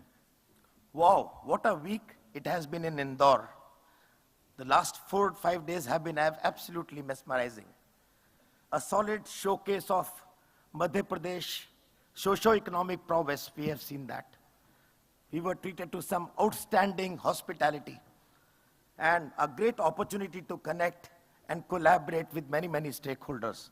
Thank you, sir. Thank you for that outstanding week which you have offered to us. Ladies and gentlemen, as many people have alluded to earlier, and I don't want to get into details, India is clearly the shining star in the global economy, growing at almost 7% this year, at a time when the whole world is in a flux. And why not? This is not happening because of some magic. It's happening because of many factors which are playing and aligning together. I can say a few of them. One, a demographic advantage, a stable democracy, a very decisive senior leadership, burgeoning startup ecosystem. We have so many young boys and girls here. Unmatched talent. I mean, I think this is something we all can be very proud of. And as we grow, in another 3 to 4 years, 20% of global talent would be from India. Digital transformation. We are very good at that. The world needs that. And India is actually walking the talk. And unprecedented measures by the union and the state governments on ease of doing business. And I think these have been phenomenal. In addition to that, building the infrastructure, whether it is ports, roads, railways, $1.4 trillion, more than what America is spending in a time span of 5 years. So ladies and gentlemen, these things many times we tend to be a little cynical about our own country and tend to ignore. But these are things actually which are happening. And of course, all this is not sustainable without the states walking the talk. And here there is an example of Madhya Pradesh. We have from a Bimaru state until about 2000 to a very modern state where, I mean, our commitment, we have had this partnership with Eicher as Volvo. We have been serial investors since 2006-07, and we have built multiple factories in here. All our investments have gone in Madhya Pradesh, and that's the proof of the pudding. You know, I mean, serial investments. Why? Because the kind of support which we get from the entire ecosystem is phenomenal. Whether it is talent, whether it is bureaucracy, the government, the policies, all of that is phenomenal. And today, 5-liter and 8-liter engines for Volvo Group are built only in Pithampur and supplied to the entire world. 50,000 engines are built only in Pithampur and supplied to US, Leon, Germany, Sweden, everywhere. So I believe this is the way to go, and I'm very grateful to the government of Madhya Pradesh for really giving us all these opportunities. And I can assure you, we will continue to build, design, and make in Madhya Pradesh and make India the nation it deserves to be. Thank you very much. Thank you, sir, for endorsing Madhya Pradesh and being in partners in success with it. And now would like to invite Shri Amitav Sen Gupta, Chairman, Think Gas.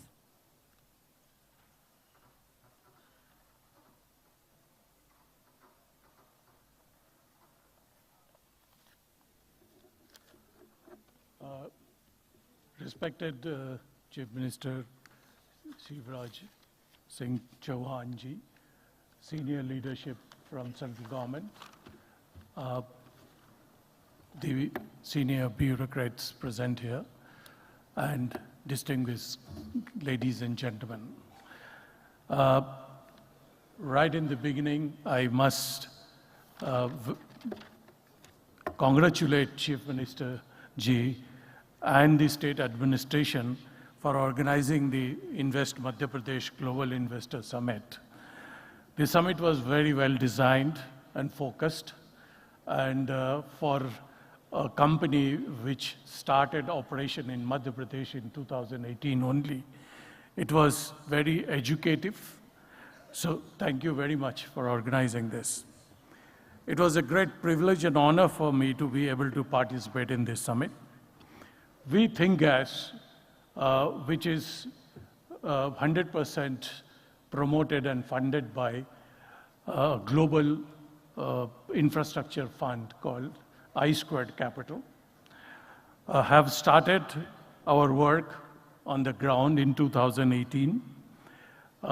We are building city gas distribution network in 3 districts of Madhya Pradesh, including Bhopal. We feel very proud in building this infrastructure, because we are the last mile connectivity. If we don't put this infrastructure, the gas, natural gas, which is a clean fuel, will not reach to the consumers in a big way. And thanks to the initiative from central government, that a lot of, in almost entire country is now covered by CGD projects, which is a big employment generator also. So during this few years of our operation in Madhya Pradesh, what we have found that whenever we needed, government stepped in to help us, guide us. And the driving force and transparent approach of Sri Shivraj Singh Ji has brought a major improvement in adopting the concept of ease of doing business in the state. This we are experiencing. We are working in 4 states. I think our experience here is the best. We have always received a positive response from CM's office whenever we have sought an audience. And Sri Shivraj Singh Ji is always available to help investors. His dedication in planting a tree a day really puts a lot of energy into us who are working in the sustainable energy growth of the country. I thank you very much, sir, for mentioning this in this summit, which really gives us a lot of courage to build, to bring in more projects in this state. We are conduits. We are always there to do projects on the ground, and investors are available with us. So that's a great thing. So I won't take much time. We thank you and your team for giving us the opportunity to participate in the summit and giving us all the support required for implementation of our projects. Thank you, sir. बहुत बहुत धन्यवाद sir अपने अनुभवों को हमारे साथ साझा करने के लिए। अब आमंत्रित हैं Shri Sunil Chaundiya ji, chairman and managing director Rajratna group.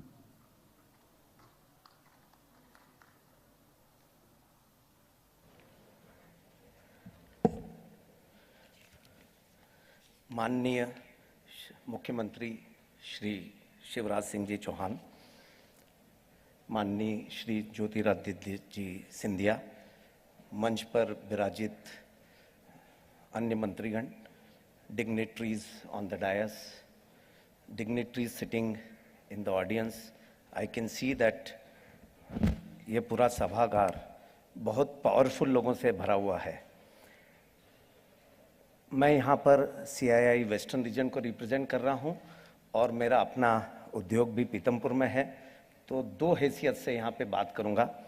Generally हमको CII टॉकिंग पॉइंट्स लिख के दे देता है, पर चूंकि CII की टीम इतनी बिजी थी कि वो शायद देना भूल गई कि क्या बात करनी है, तो मुझे मौका है कि मैं दिल से बात करूँगा। सर, मध्य प्रदेश में पिछले 25 सालों से व्यवसाय कर रहे हैं और जो सपोर्ट हमें गवर्नमेंट का मिला, जो मुख्यमंत्री के ऑफिस का मिला, पिछले 20 सालों में मैंने जो परिवर्तन देखा मध्य प्रदेश में, जब पीतमपुर में उद्योग लगाया था तो जाने में 1.5 से 2 घंटा लगता था, एक ही रास्ता था। अब हमारे पास पीतमपुर जाने के 3 या 4 अलग अलग रास्ते हैं और 45 मिनट में पहुंच जाते हैं। बिजली की स्थिति अगर देखें तो 20 साल पहले ज़्यादा हम जनरेटर पे बिलीव करते थे, पर अब पावर की सिचुएशन बहुत अच्छी है। इसी तरह जो पॉलिसीज़ आपने बनाई है, जो उद्योगों को आपने सपोर्ट किया है ग्रो करने में, मैं ज़्यादा बात करूंगा यहाँ बैठे लोकल उद्योगों की। कल आपने सुना बाहर के बड़े बड़े निवेशकों को, वो बहुत खुश हैं, बहुत सारे वादे भी हुए हैं, बहुत सारे इन्वेस्टमेंट भी आ रहे हैं, पर सर लोकल उद्योग भी बहुत खुश है। यहाँ कई मेरे साथ मंच पर ऐसे लोग विराजित हैं ऐसे लोग बैठे हैं जिन्होंने बहुत छोटे रूप में अपना उद्योग चालू किया और आज वो दुनिया को अपना प्रोडक्ट सप्लाई कर रहे हैं। और ये सब मध्य प्रदेश सरकार की अच्छी पॉलिसीज़ और इंडस्ट्रीज़ को सपोर्ट करने के कारण हो रहा है। आपको बता दूं, मेरे साथ जो मंच पर बैठे हैं कई लोगों नहीं, सबको बोलने का मौका नहीं मिलेगा, इसलिए उनकी तरफ से मैं भी बोल रहा हूं कि हम लोग भी कमिटेड हैं कंटिन्यूअस इन्वेस्टमेंट करने के लिए।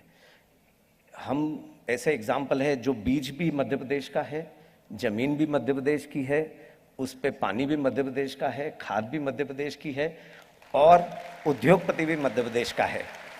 तो आपका आशीर्वाद आगे भी बना रहेगा, हम सफलता के नए आयाम छुएंगे और मध्य प्रदेश की औद्योगिक प्रगति में अपना भी सहयोग करेंगे।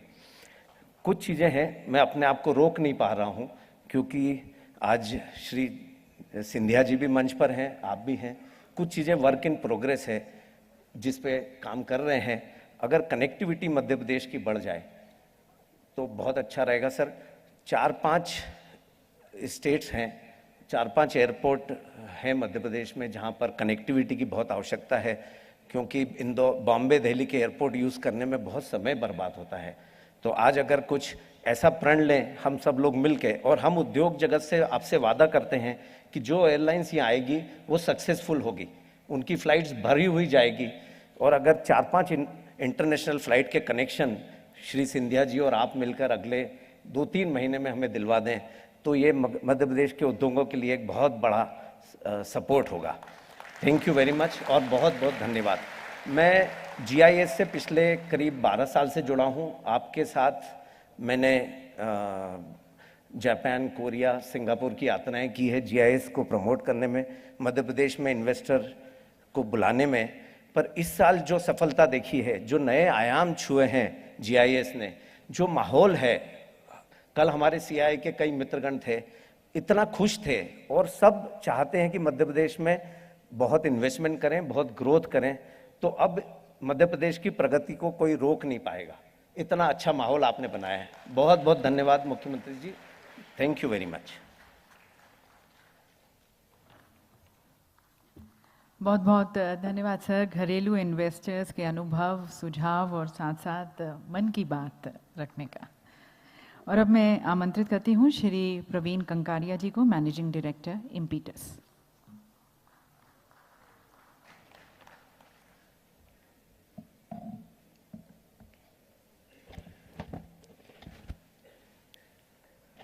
माननीय मुख्यमंत्री जी, केंद्रीय मंत्री नरेंद्र जी, ज्योतिरादित्य जी एंड वीरेंद्र जी, शिवराज जी, आपको वादा किया था अगली बार हिंदी में बोलूंगा, तो आज पूरी चेष्टा कर रहा हूं हिंदी में बोलने की।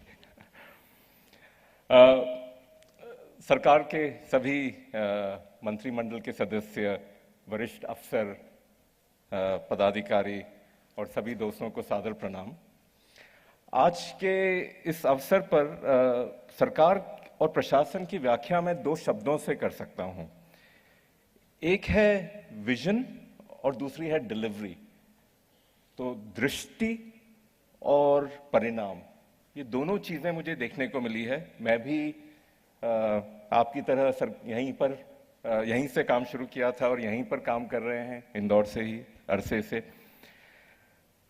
तो शिवराज जी, मुझे एक 2008 की एक बात याद आ रही थी। आप मेरे घर सैन फ्रांसिस्को पधारे थे एक बड़ा डेलीगेशन लेके, और कुछ बीच में खाली समय था तो हम गोल्डन गेट ब्रिज पर खड़े हुए थे और आपने वहां से मुड़ के पानी के ऊपर से जो हाई राइज का नज़ारा दिख रहा था, आपने उसे देखकर कहा था कि काश ऐसा हमारे स्टेट में भी हो जाए।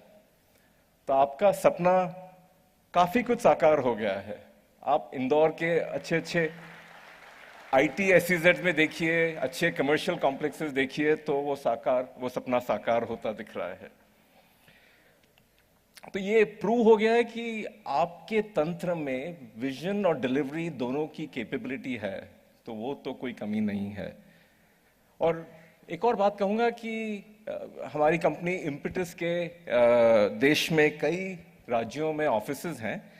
सब जगह हमको पॉलिटिकल लीडरशिप से और ब्यूरोक्रेसी से सपोर्ट मिलता है, पर जो सपोर्ट यहाँ मिलता है, जो एंथुजियाज्म, जो तत्परता से मिलता है और जो विश्वास, ट्रस्ट से मिलता है, वो कहीं और देखने को नहीं मिलता है।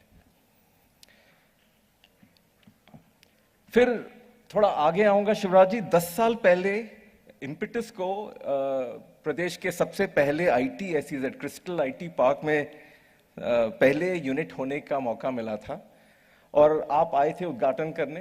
तो स्टेज पर एक आपकी और मेरी चर्चा हुई थी कि उस समय इंदौर में सिर्फ 2000 लोग आईटी में काम करते थे और मैंने आपसे एक रिक्वेस्ट की थी कि शिवराज जी क्यों ना मेहनत करी जाए और इसको 1 लाख तक पहुंचाया जाए।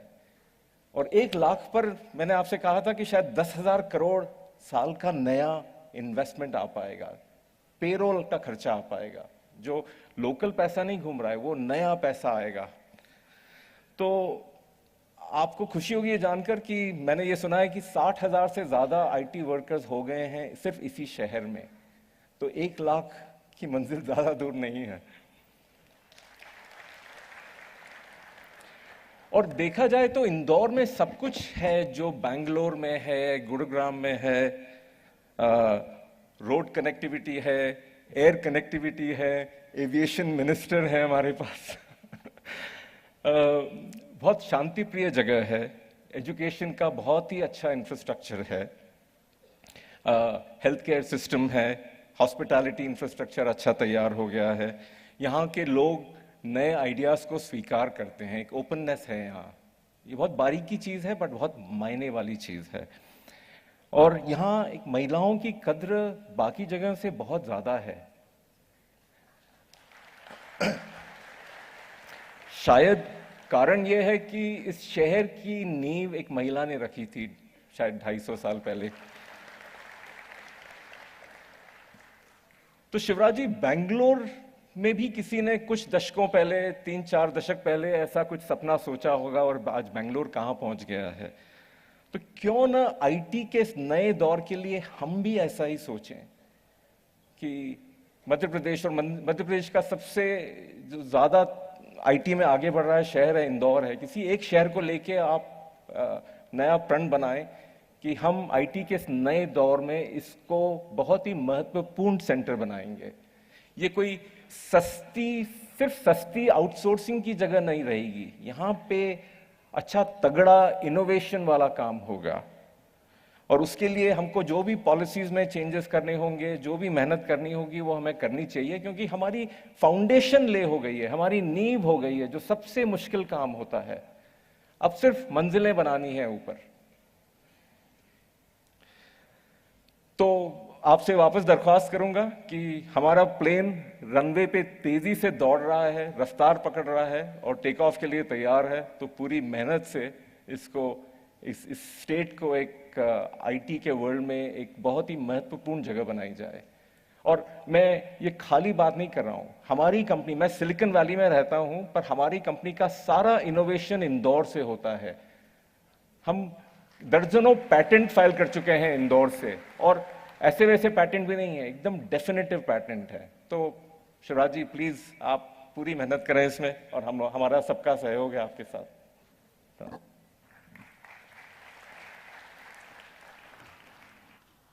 बहुत बहुत धन्यवाद कंकाड़िया जी। आपके अनुभव और आपके सुझाव यकीनन एक और इम्पीटस देते हैं स्टेट मशीनरी को अच्छा करने की तरफ।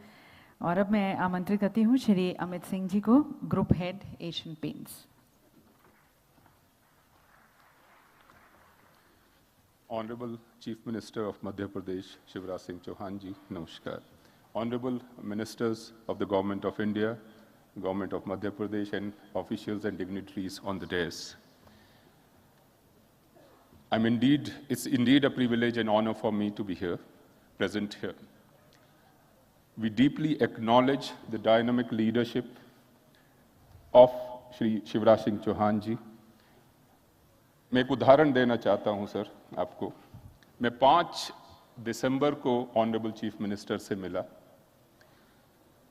आज हम 12 जनवरी में हैं। I had a board meeting on 6th of January.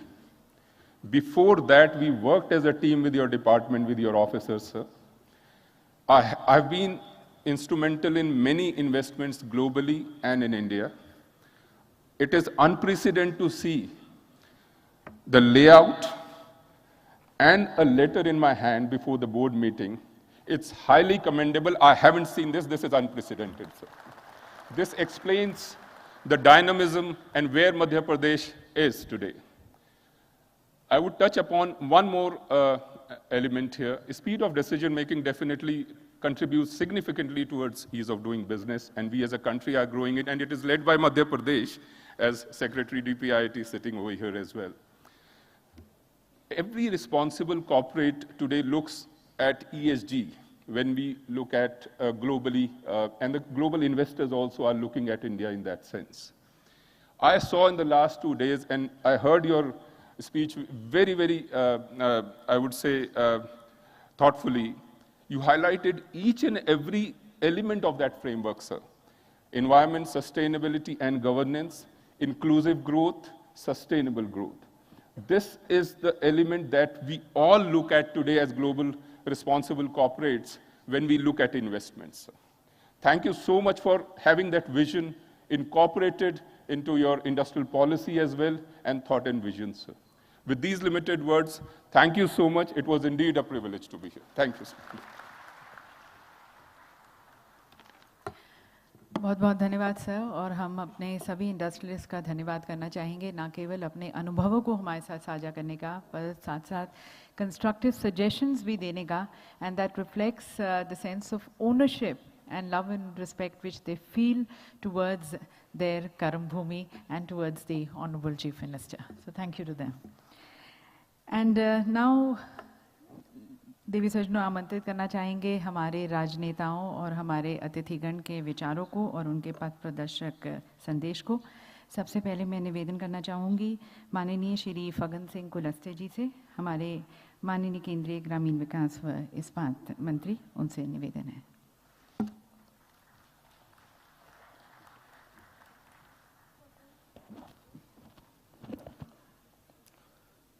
आज विशेष तौर से हमारे मध्य प्रदेश के मुख्यमंत्री आदरणीय शिवराज जी, हमारे केंद्रीय मंत्रिमंडल के सभी हमारे वरिष्ठ साथीगण, हमारे राज्य सरकार के मंत्रीगण और सभी हमारे देश और विदेश के सभी मेहमान, उद्योग जगत के सभी मित्रों, बहनों,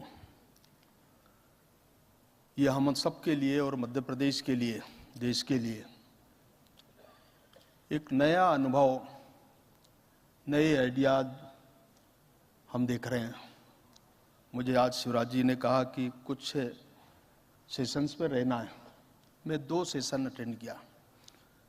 मैंने लोगों के साथ बातचीत किया तो मुझे अनुभव आया, और मैंने कहा कि मध्य प्रदेश में संभावनाएं हमारी बहुत थी, और मैं चाहूँगा कि आप लोगों ने देखा होगा इन्हें 2, 3, 4 दिनों के अंदर, और इसलिए आपको निमंत्रित किया मुख्यमंत्री जी ने। जो संभव हो सकता है मध्य प्रदेश की ओर से, अभी हमारे सिंधिया जी भी हैं, हमारे एग्रीकल्चर मिनिस्टर केंद्र से तरफ से हैं, हमारे स्थानीय उद्योग मंत्री जी हैं। निश्चित तौर से मैं कह सकता हूं कि रूरल के क्षेत्र में मैंने थोड़ा देखा कि आज इसका कितना विस्तार हुआ है, और ये आप सबके लिए भी, हमारे इंडस्ट्री के क्षेत्र में, इस्पात के क्षेत्र में जितना ग्रोथ हमने किया है, ये अपने आप में बड़ा अद्भुत है।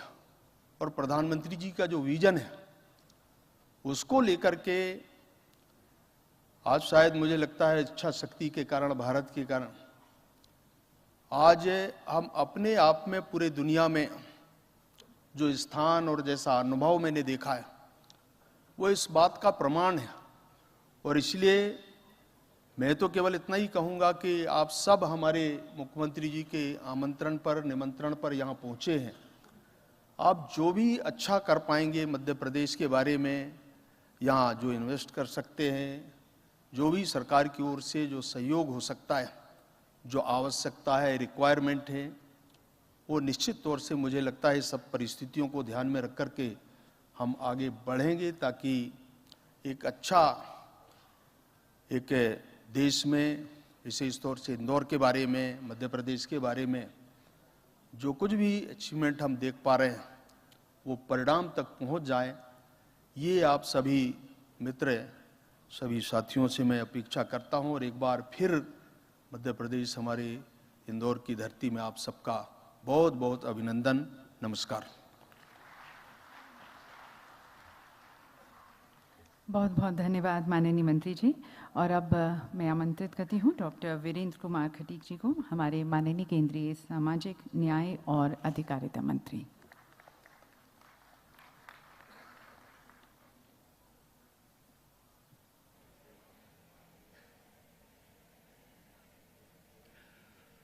मध्य प्रदेश इन्वेस्टर समिट के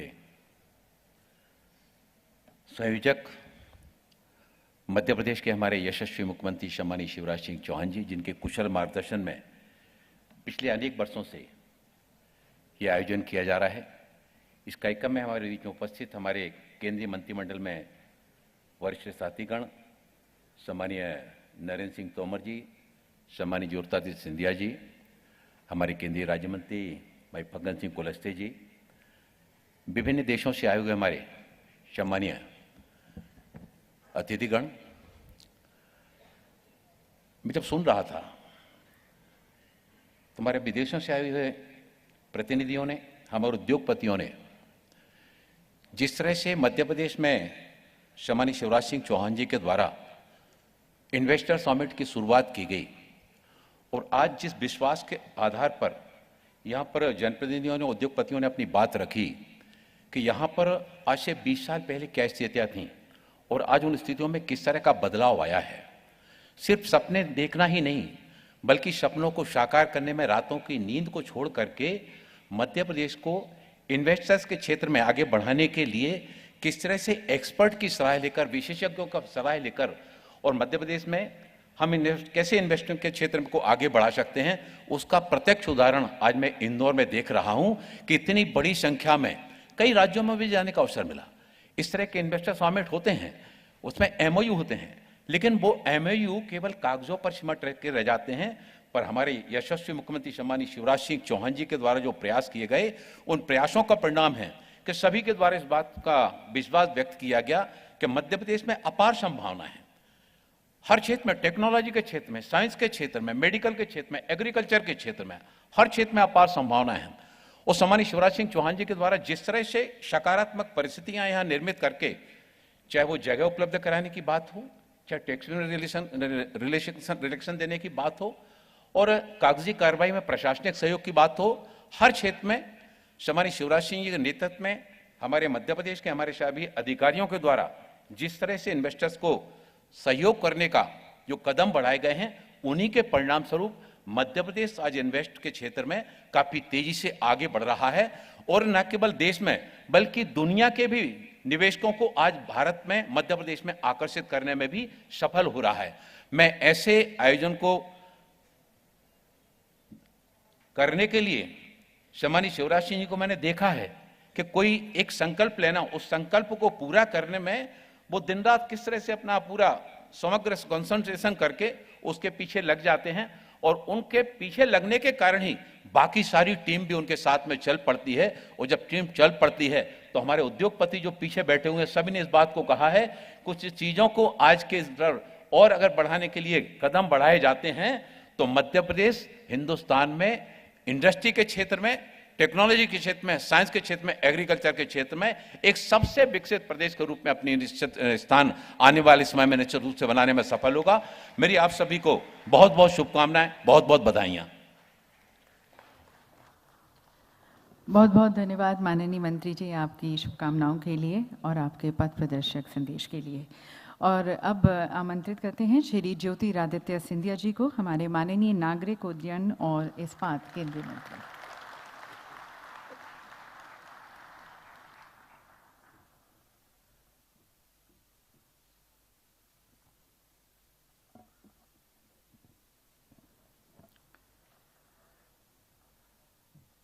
Seated on the dais with us,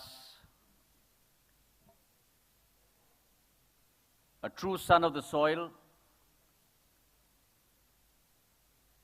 the first citizen of our state, our industrious Chief Minister, Adarniya Shivraj Singh Chauhan ji,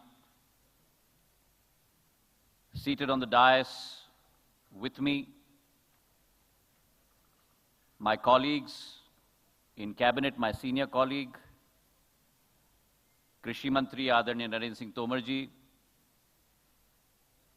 Minister of Social Justice, Adarniya Virendra Kumar ji, my companion and my support in the Ministry of Steel, Adarniya Phaggan Singh Kulaste ji, our Minister from Mauritius, present here in Madhya Pradesh, Mrs. Faisal, our Industry Minister, Rajvardhan Singh ji Dattigaon, members of the Madhya Pradesh Cabinet seated before me, our partners in growth, our partners in charting the destiny of our state, members of missions present here today, members of the industrial fraternity present on the stage, and ladies and gentlemen. Let me at the outset welcome you all to the heart of incredible India, our Madhya Pradesh.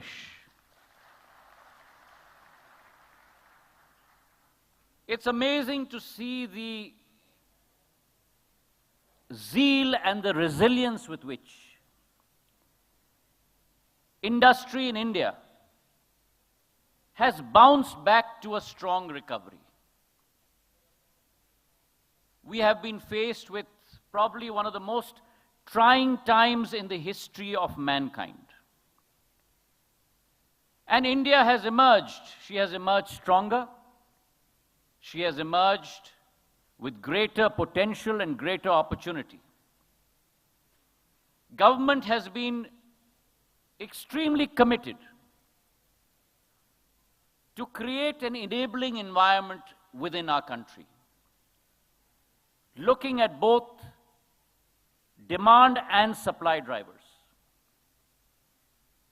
The Prime Minister was very clear and very forthright when through this period of the pandemic, over the last 2 or 3 years, he said we must steer the course.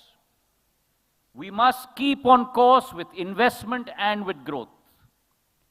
And as a result of which, under the leadership of Prime Minister Narendra Modi ji, today India is experiencing the highest growth rate in the world that has ever been experienced today. When we talk about demand and supply drivers, on the demand side, we are looking at easing the ways to do business, concentrating on logistics, enabling manufacturing, and most importantly, capacity building.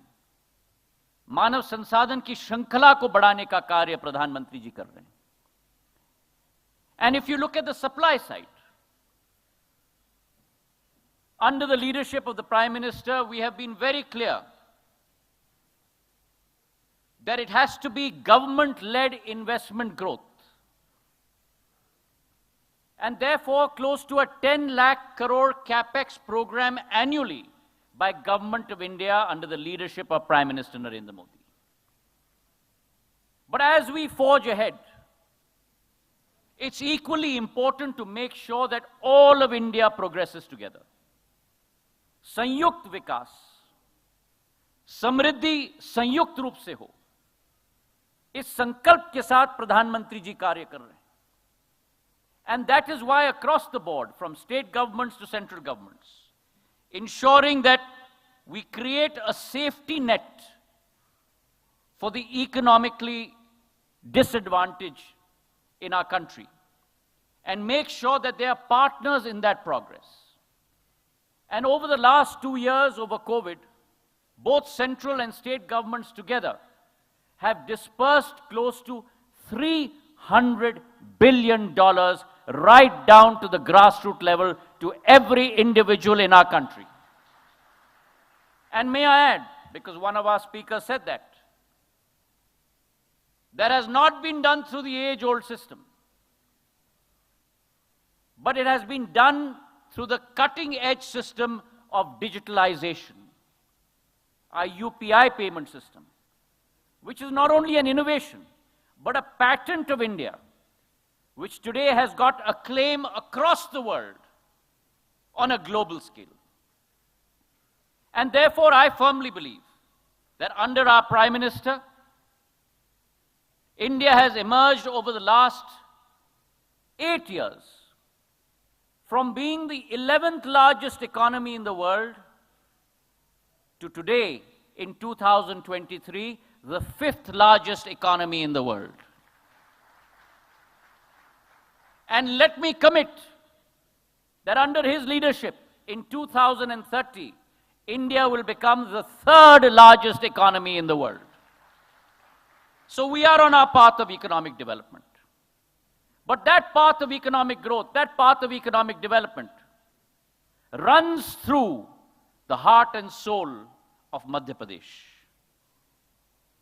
Madhya Pradesh अजब भी है, गजब भी है और सजग भी है, जैसे प्रधानमंत्री जी ने कहा, और देश का हृदय स्थल है. And it is this Madhya Pradesh that has pivoted itself from its earlier Bimaru tag to becoming one of the highest growth center states in the country. And the reason for that, कहा जाता है ना कि हर सपने को साकार करने के लिए एक शिल्पकार की जरूरत है. मध्य प्रदेश का शिल्पकार इस मंच पे शिवराज सिंह चौहान जी के रूप में बैठे हुए हैं, जिन्होंने अपने अथक प्रयासों के आधार पर, अपने मेहनत, परिश्रम, खून पसीना एक करके इस मध्य प्रदेश की तस्वीर को बदली है.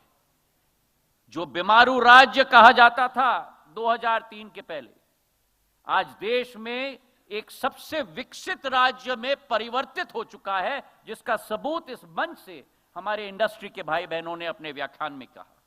A state that has grown at a CAGR, and my friends from industry will understand, what is important is not high growth rates, but compounded annual growth rates.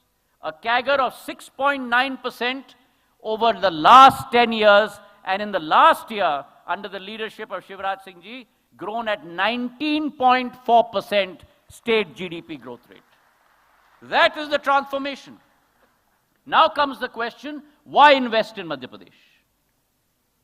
There are 5 reasons that I will tell you, and those are not only our reasons for you, but economic reasons that are important for every business. The first is market access. A state which has a population of close to 88 million, 9 crore ki abadi, greater than the population of United Kingdom or Germany or France. And if you take our neighbors together, हमारे पड़ोसियों को आप साथ में ले लो, तो इस राज्य से अकेले आपको देश के 50% की आबादी को एक्सेस मिलती है. So the first is market access. The second is infrastructure. Under the leadership of our Chief Minister, we are now power surplus. We have built 300,000 kilometers of roads. We have capability across every sphere of economic development. We have 7 smart cities, 95 plus industrial centers. In Madhya Pradesh, you have every capability for every industry based here. The third is the whole issue of connectivity and logistics. Through highways, we are connected both on the east-west and north-south corridor. Ports are less than 1,000 kilometers away, both on our east coast and west coast. And most importantly, as one of my colleagues from industry said, in the area of civil aviation, Madhya Pradesh today has 5 functional airports. Due to the Chief Minister's persistence, we are soon going to be building the 6th airport in Rewa, thanks to the Chief Minister Shivraj Singh Chauhan ji. In terms of connectivity, Madhya Pradesh 18 months ago had air traffic movements of only 554. Today, in 18 months, Madhya Pradesh has air connectivity of close to 856 air traffic movements, an increase of 60%. Indore alone was connected to only 12 cities. Today, Indore is connected to 23 cities. And on international connectivity, I'd like to give you the good news. Shivraj Singh ji has been after me. Our Member of Parliament, Shankar Lalwani ji, has been after me. Let me give the good news that in the month of April, we will be announcing connectivity from Indore to Sharjah thrice a week by Air India, a new connectivity for Indore on the international basis. So we have connectivity and logistics. We have skilled manpower in Madhya Pradesh. And finally, we have a conducive regulatory climate. Our Invest portal, the brainchild of Shivraj Singh ji. Today, 45 permissions across 12 ministries can be garnered in a period of 24 hours, the testament to which we heard on this munch. So Madhya Pradesh is primed for investment. Madhya Pradesh is primed for growth. And it is our dream to see Madhya Pradesh as not only the heart of India, but the heart of growth of India.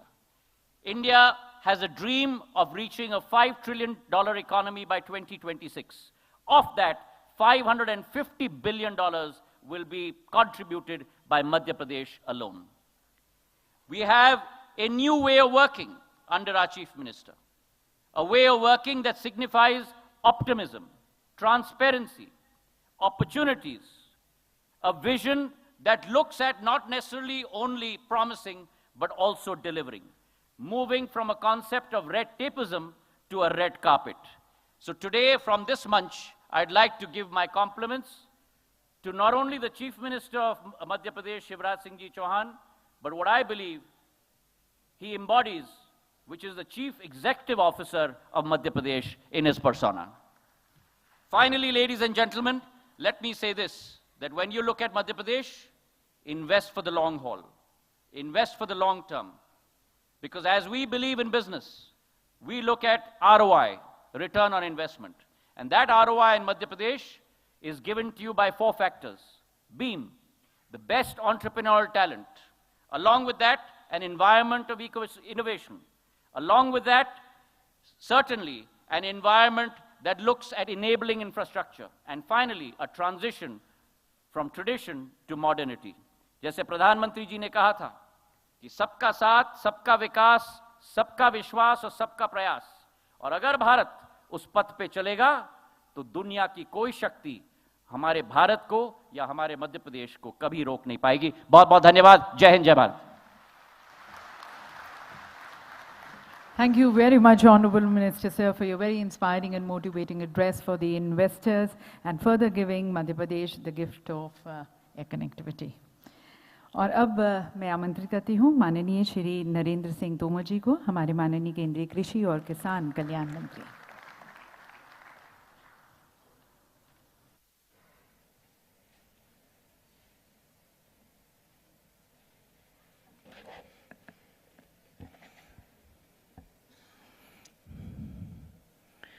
आज के इस ऐतिहासिक अवसर पर हम सब के मध्य विराजमान मध्य प्रदेश राज्य के यशस्वी और लोकप्रिय मुख्यमंत्री माननीय श्री शिवराज सिंह चौहान जी,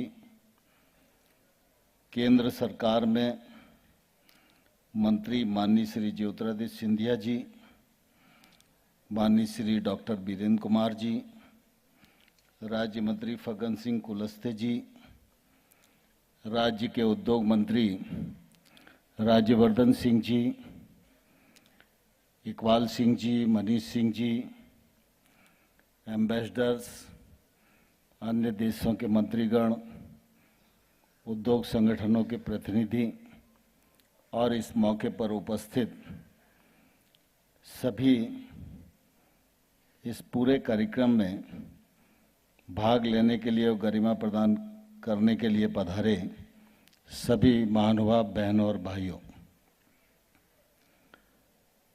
नया वर्ष प्रारंभ हुआ है.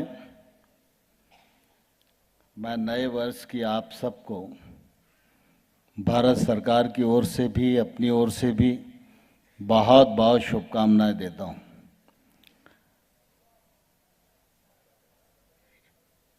हम इंदौर में हैं. इंदौर मध्य प्रदेश में स्थित है और मध्य प्रदेश देश का हृदय स्थल है. मध्य प्रदेश में जब इंदौर का नाम आता है तो स्वाभाविक रूप से देवी अहिल्या जी की चर्चा होती है। उनका अपना उज्जवल इतिहास है, उनकी शानदार विरासत इंदौर के साथ है। और जब इंदौर में हम 2023 में हैं तो मैं यह कह सकता हूं कि इंदौर में वर्ष का प्रारंभ बहुत ही शुभ संकेत दे रहा है। इंदौर में प्रवासी भारतीयों का सम्मेलन हुआ,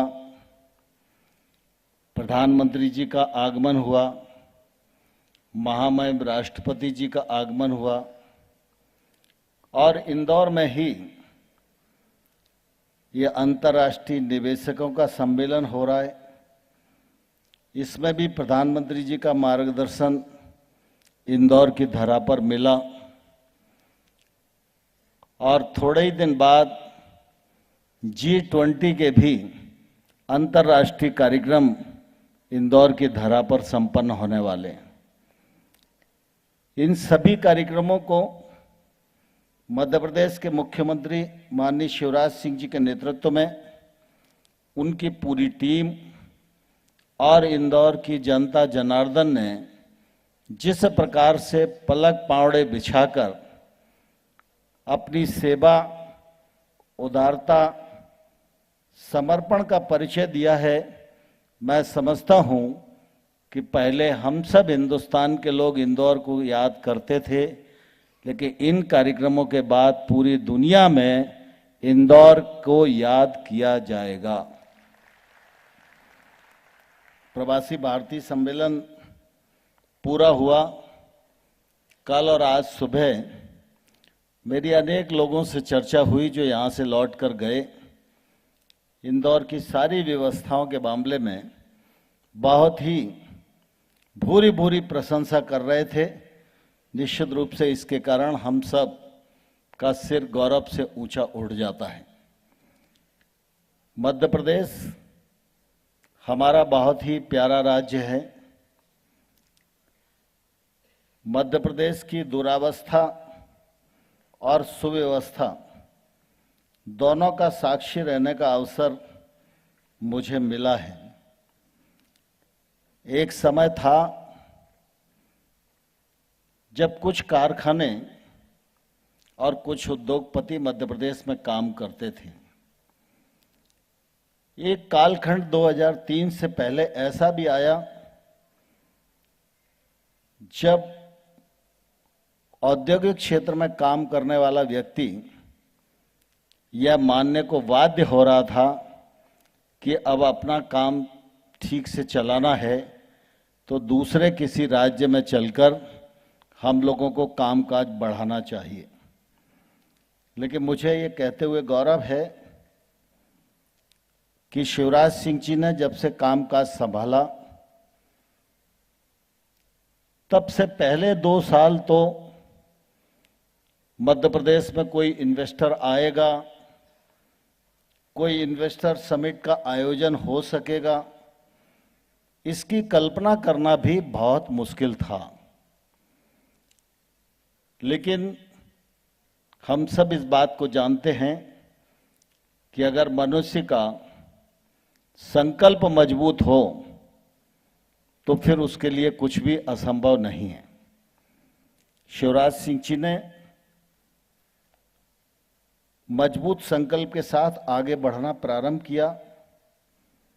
उन्होंने इस राज्य के एक एक गरीब के जीवन स्तर में बदलाव आए, इसको भी कभी अनदेखा नहीं होने दिया। लेकिन मेरा मध्य प्रदेश इंडस्ट्री के पथ पर आगे बढ़े, मेरे मध्य प्रदेश की जीडीपी बढ़े, मेरे मध्य प्रदेश की एग्रीकल्चर ग्रोथ बढ़े, मेरा मध्य प्रदेश दुनिया की अनेक योजनाओं में अग्रणी भूमिका निभाकर वह पुरस्कार अर्जित करे और मेरे मध्य प्रदेश में लोग आवें तो गौरव के साथ निवेश करने के लिए मध्य प्रदेश की धरती को अनुकूल पावें। इस दृष्टि से उनका जो निरंतर प्रयत्न रहा, उसी का परिणाम यह हुआ कि ग्लोबल इन्वेस्टर समिट का आयोजन मध्य प्रदेश में प्रारंभ हुआ।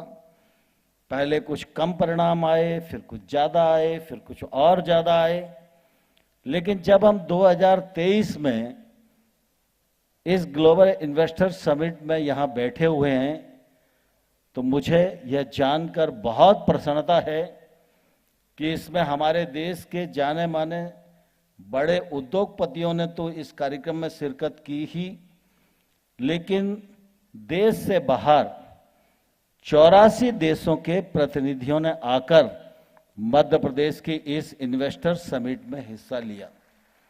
यह हम सब लोगों के लिए निश्चित रूप से बहुत ही गौरव की बात है। और मैं इस मौके पर मध्य प्रदेश के एक नागरिक के नाते भी और केंद्र सरकार के मंत्री के नाते भी आप सब लोगों को यह विश्वास दिलाना चाहता हूं कि शिवराज सिंह जी मुख्यमंत्री हैं, उनके कृतित्व और व्यक्तित्व के परिणाम स्वरूप जो मध्य प्रदेश आगे बढ़ रहा है, उनके पीछे पीठ पर पूरी तौर पर केंद्र की सरकार और नरेंद्र मोदी जी का नेतृत्व खड़ा हुआ है। शिवराज सिंह जी आगे बढ़ेंगे, केंद्र सरकार कदम कदम पर उनको सहयोग करके मध्य प्रदेश ऊंचाइयां छुए, इस बात का निश्चित रूप से प्रयत्न करने में कोई भी कसर नहीं छोड़ी जाएगी। आज हम सबके लिए प्रसन्नता का विषय है कि इन वर्षों में मध्य प्रदेश में आमूलचूल परिवर्तन आया है। चाहे रोड कनेक्टिविटी को हम देखें, एयर कनेक्टिविटी को देखें, रेल कनेक्टिविटी को देखें, डिजिटल कनेक्टिविटी को देखें। आज देश की जब ग्रोथ के बारे में हम बात करते हैं तो मैं गर्व के साथ ये कहता हूं कि देश के जीडीपी में मध्य प्रदेश का भी बहुत बड़ा योगदान होता है। यह हम सब लोगों के लिए निश्चित रूप से बहुत गौरव की बात है। एग्रीकल्चर के क्षेत्र में तो जो काम शिवराज सिंह जी के नेतृत्व में हुआ वो निश्चित रूप से अद्भुत है। आज कृषि के क्षेत्र में कृषि कर्मण पुरस्कार किसी भी राज्य को 7 बार लगातार कभी नहीं मिला, लेकिन मध्य प्रदेश ने यह अर्जित किया। और आज भी चाहे वो गांव की सड़क बनाने का सवाल हो, चाहे वो गरीबों को आवास देने का सवाल हो, चाहे वो डिजिटल एक्टिविटीज का सवाल हो, चाहे एग्रीकल्चर इंफ्रास्ट्रक्चर का सवाल हो, हर मामले में मध्य प्रदेश प्रथम पुरस्कार प्राप्त करने वाला राज्य बन गया है। इससे शिवराज सिंह चौहान जी का मध्य प्रदेश के प्रति दृढ़ संकल्प का परिचय हम सब लोगों को होता है। आप सभी लोग आज इस मौके पर यहाँ पधारे हैं, मैं आप सबका स्वागत करता हूँ और आप सबको यही कहना चाहता हूँ कि देश में नरेंद्र मोदी जी का नेतृत्व भारत को सफलतापूर्वक आगे बढ़ाने का सफल प्रयत्न कर रहा है और उनके साथ दूसरे इंजन के रूप में शिवराज सिंह जी की सरकार मध्य प्रदेश में निरंतर गतिशील रूप से काम कर रही है। आप आइए, पधारिए, निवेश करिए, आपको कोई शिकायत नहीं आने दी जाएगी। मध्य प्रदेश के विकास में आपका योगदान हो, यही निवेदन करते हुए आप सबको बहुत बहुत शुभकामनाएं, बहुत बहुत बधाइयाँ। बहुत बहुत धन्यवाद माननीय मंत्री जी, आपके प्रोत्साहन भरे संदेश के लिए, आपकी शुभकामनाओं के लिए।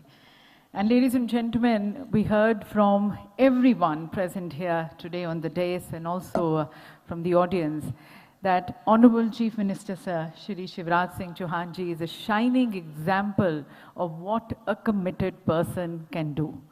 सभी ने कहा कि जब माननीय मुख्यमंत्री जी ने 2005 में बागडोर संभाली मध्य प्रदेश की, तब इसे बीमारू राज्य के रूप में जाना जाता था और कहते हैं कि तब उस समय सड़क पर गड्ढे ज़्यादा होते थे और रास्ता कम। And now we've heard that today under his leadership, Madhya Pradesh आज भारत के उज्जवल भविष्य का एक नवरत्न है और ये इसलिए पॉसिबल हो पाया है क्योंकि अथक प्रयास करते आए हैं माननीय मुख्यमंत्री जी। उनको यहाँ पर बुलाते हुए मैं हरिवंश राय बच्चन की कुछ कविता की कुछ पंक्तियाँ यहाँ पर कहना चाहूँगी जो बहुत सटीक बैठती हैं हमारे माननीय मुख्यमंत्री जी पर। तू ना थकेगा कभी, तू ना थमेगा कभी, तू ना मुड़ेगा कभी, कर शपथ कर शपथ कर शपथ, अग्निपथ अग्निपथ अग्निपथ। देवियों सज्जनों, संकल्प से सिद्धि तक ले जाने वाले हमारे यशस्वी माननीय मुख्यमंत्री जी श्री शिवराज सिंह चौहान जी को मैं आमंत्रित करती हूं हम सभी को संबोधित करने के लिए।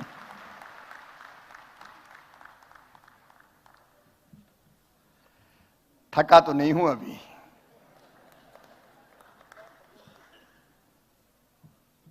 आज हमारे बीच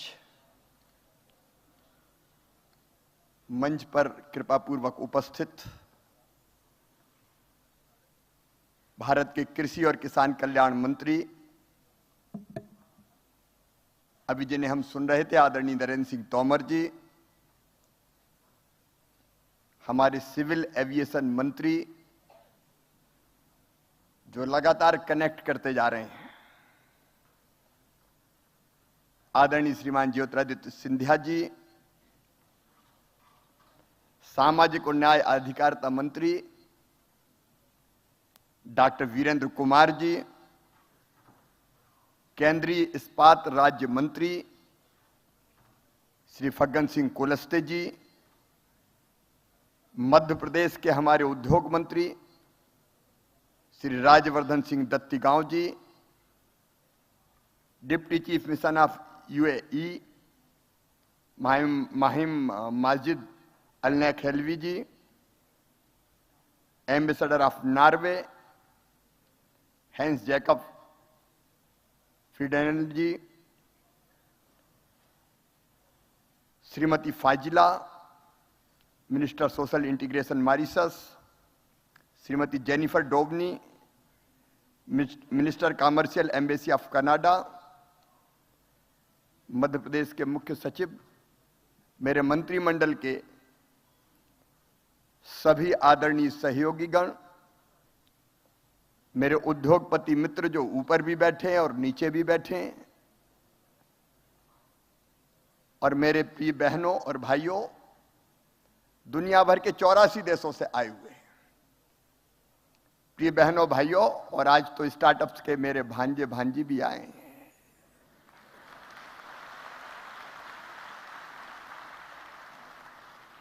हमारे आदरणीय केंद्रीय मंत्री अभी बोल रहे थे, देखो अगर इनका साथ ना होता, अकेले मैं नहीं, प्रधानमंत्री श्रीमान नरेंद्र मोदी जी का मार्गदर्शन, उनकी विजनरी लीडरशिप और सदैव उनका साथ, हमारे केंद्रीय मंत्रीगणों का सहयोग, जब जब जरूरत पड़ी, चाहे नरेंद्र जी हो, चाहे सिंधिया जी हो, चाहे फग्गन सिंह जी हो, चाहे वीरेंद्र कुमार जी हो, हम कदम से कदम और कंधे से कंधा मिलाकर साथ चले। और मेरे मंत्री साथी बैठे हैं, इस सफलता में बराबर के भागीदार राज्य मंत्री परिषद के सदस्य भी हैं, अधिकारी कर्मचारियों की टीम भी है, और ये सफलता साझी होती है। मैं सारी टीम को बधाई देता हूं, लेकिन मित्रों अब विदाई की बेला है। विदाई की बेला में एक बार फिर स्वागत, लेकिन विदाई का मतलब परमानेंट विदाई नहीं है।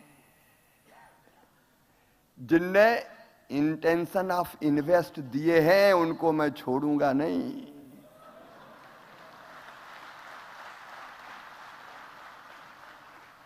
और जिनने नहीं दिया उनके भी पकड़ेंगे हम। मध्य प्रदेश ऐसा राज्य है कि या तो उंगली पकड़ता नहीं है, और पकड़ ली तो फिर आसानी से छोड़ता नहीं है। हमने आपको प्रेम के बंधन में बांधा है, स्नेह, प्रेम, आत्मीयता, इंदौर में ऐसा लगा जैसे सारी दुनिया उतर आई हो, सारी दुनिया सिमट गई हो। पूरा पश्चिम उत्तर दक्षिण, अलग भाषा, अलग वेश, अलग रंग, लेकिन सब मिलके एक हो गए। इंदौर का रंग ही अलग जम गया। और जिस आत्मीयता से, जिस प्रेम से दुनिया के 84 देशों के लोग मिले, वो अद्भुत है। ऐसा लग रहा था जैसे हम सब एक परिवार हैं। मैंने अधिकांश से मिलने की कोशिश की। मैं माफी चाहता हूं, मैं सबसे नहीं मिल पाया, लेकिन यथासंभव कोशिश की कि कोई निराश ना जा पाए। अब मैं तो दुबला पतला आदमी हूं, हाथ मिला मिला के ही हाथ दुखने लगे। अच्छा, कोई तो बड़े प्यार से धीरे से मिलाता है, और कई तो एकदम कहते हैं हेलो चीफ मिनिस्टर।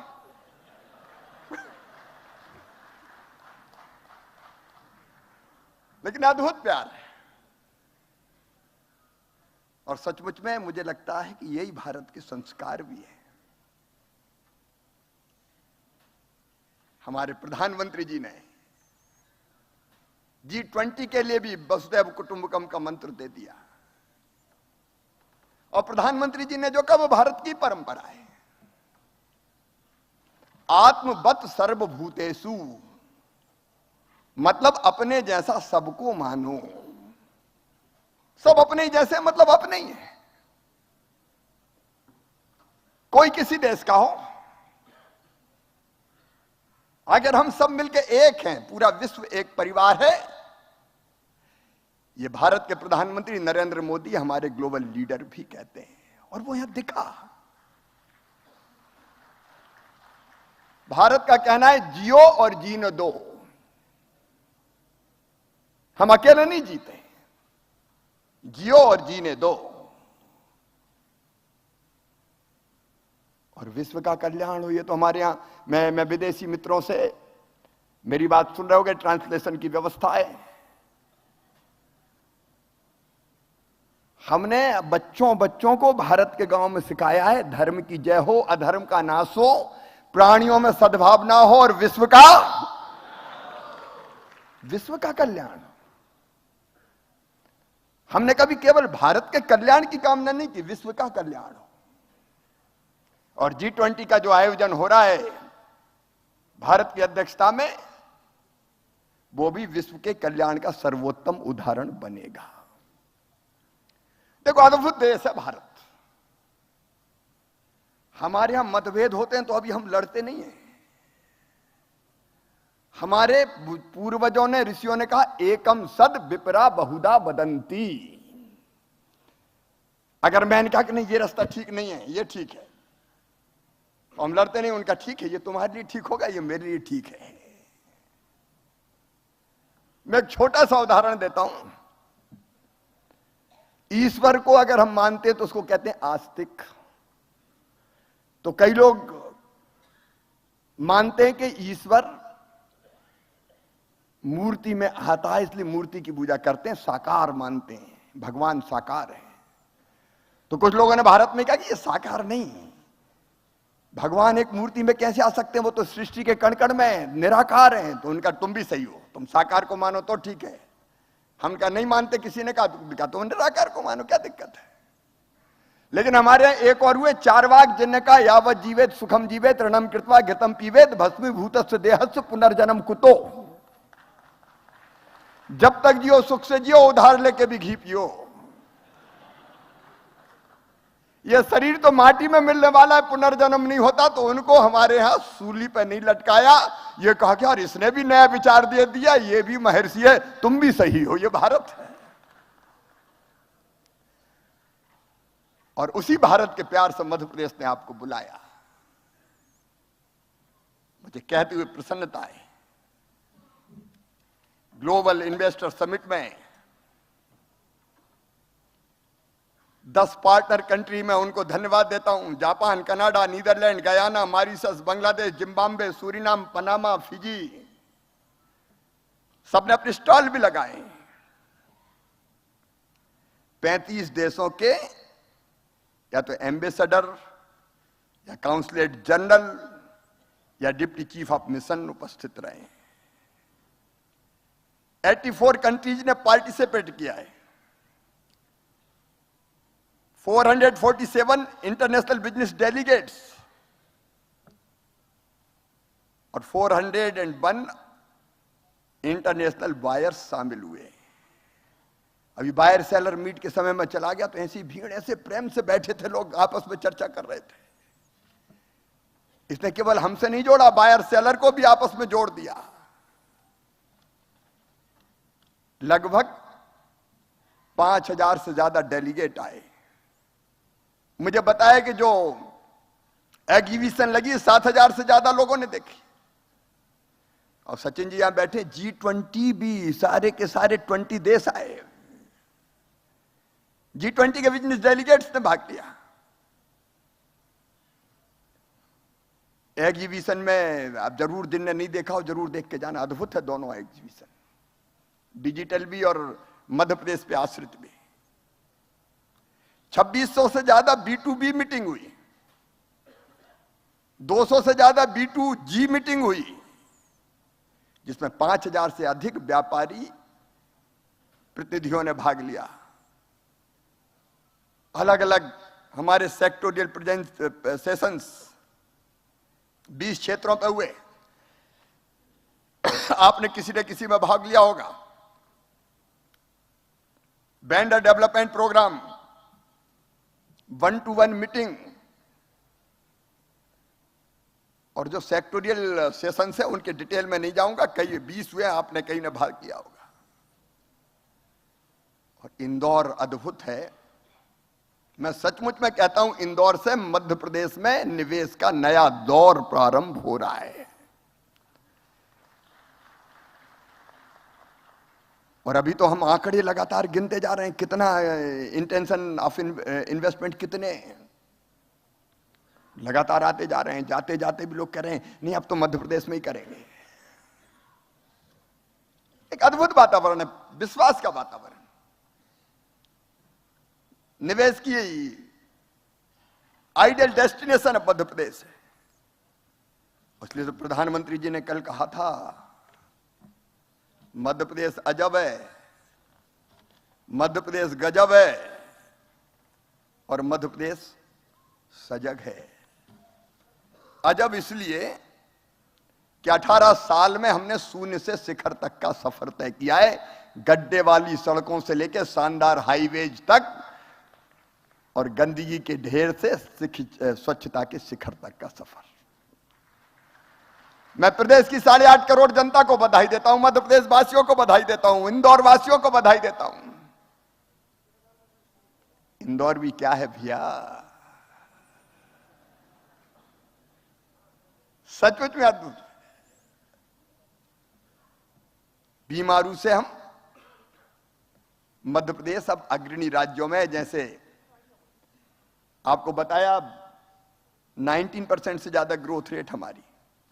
गजब इसलिए है कि संसाधन से संपन्न है, लेकिन शांति के टापू हैं, अध्यात्म का केंद्र है, पर्यटन में बेजोड़ है, इंफ्रास्ट्रक्चर से लेकर टेक्नोलॉजी तक, इनोवेशन से लेकर एंटरप्रेन्योरशिप तक हर क्षेत्र में आगे चलने की क्षमता रखते हैं। इसलिए पीएम साहब ने कहा गजब है। और सजग इसलिए हैं कि हमने अपनी कोर क्षमताओं को ही अपनी शक्ति बनाया। चाहे एग्रीकल्चर हो, फूड प्रोसेसिंग हो, टेक्सटाइल हो, फार्मा हो, लॉजिस्टिक्स हो या आईटी हो, ऑटोमोबाइल हो या फिर रिन्यूएबल एनर्जी हो, यह मध्य प्रदेश की असली ताकत है। और इन सब में हम देश में अब अग्रणी हैं। अब प्रधानमंत्री जी ने एक बात और कही थी, एक स्थिर सरकार, एक निर्णायक सरकार और एक सही नियत से चलने वाली सरकार विकास को अभूतपूर्व गति देती है। मैं आपको विश्वास दिलाता हूं इस टीम के भरोसे कि विकास को निर्णायक गति दे के ही रहेंगे, जिसमें निवेश शामिल है। मित्रों, आज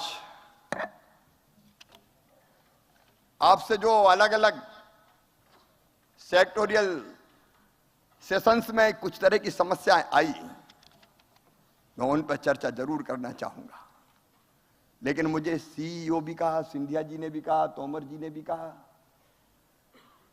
और इसलिए जिम्मेदारी और बढ़ जाती है।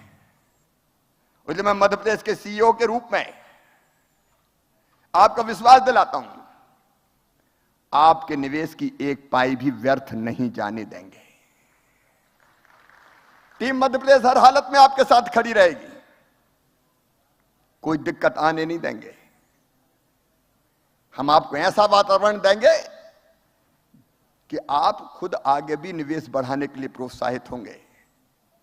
मेरी 7 सूत्रीय रणनीति, नंबर 1 संवाद लगातार, और नहीं तो इन्वेस्टर समिट में बुला लिया, बाद में फिर टाइम मांगा तो दिया ही नहीं। हम लगातार हमारी टीम लगातार संवाद में रहेगी। दूसरा सहयोग, हर परिस्थिति में आपको कोऑपरेट करेंगे, सहयोग।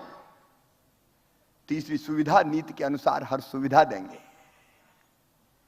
चौथा स्वीकृतियां बिना चक्कर लगाए निश्चित समय सीमा में आपको सारे क्लियरेंसेज मिल जाए।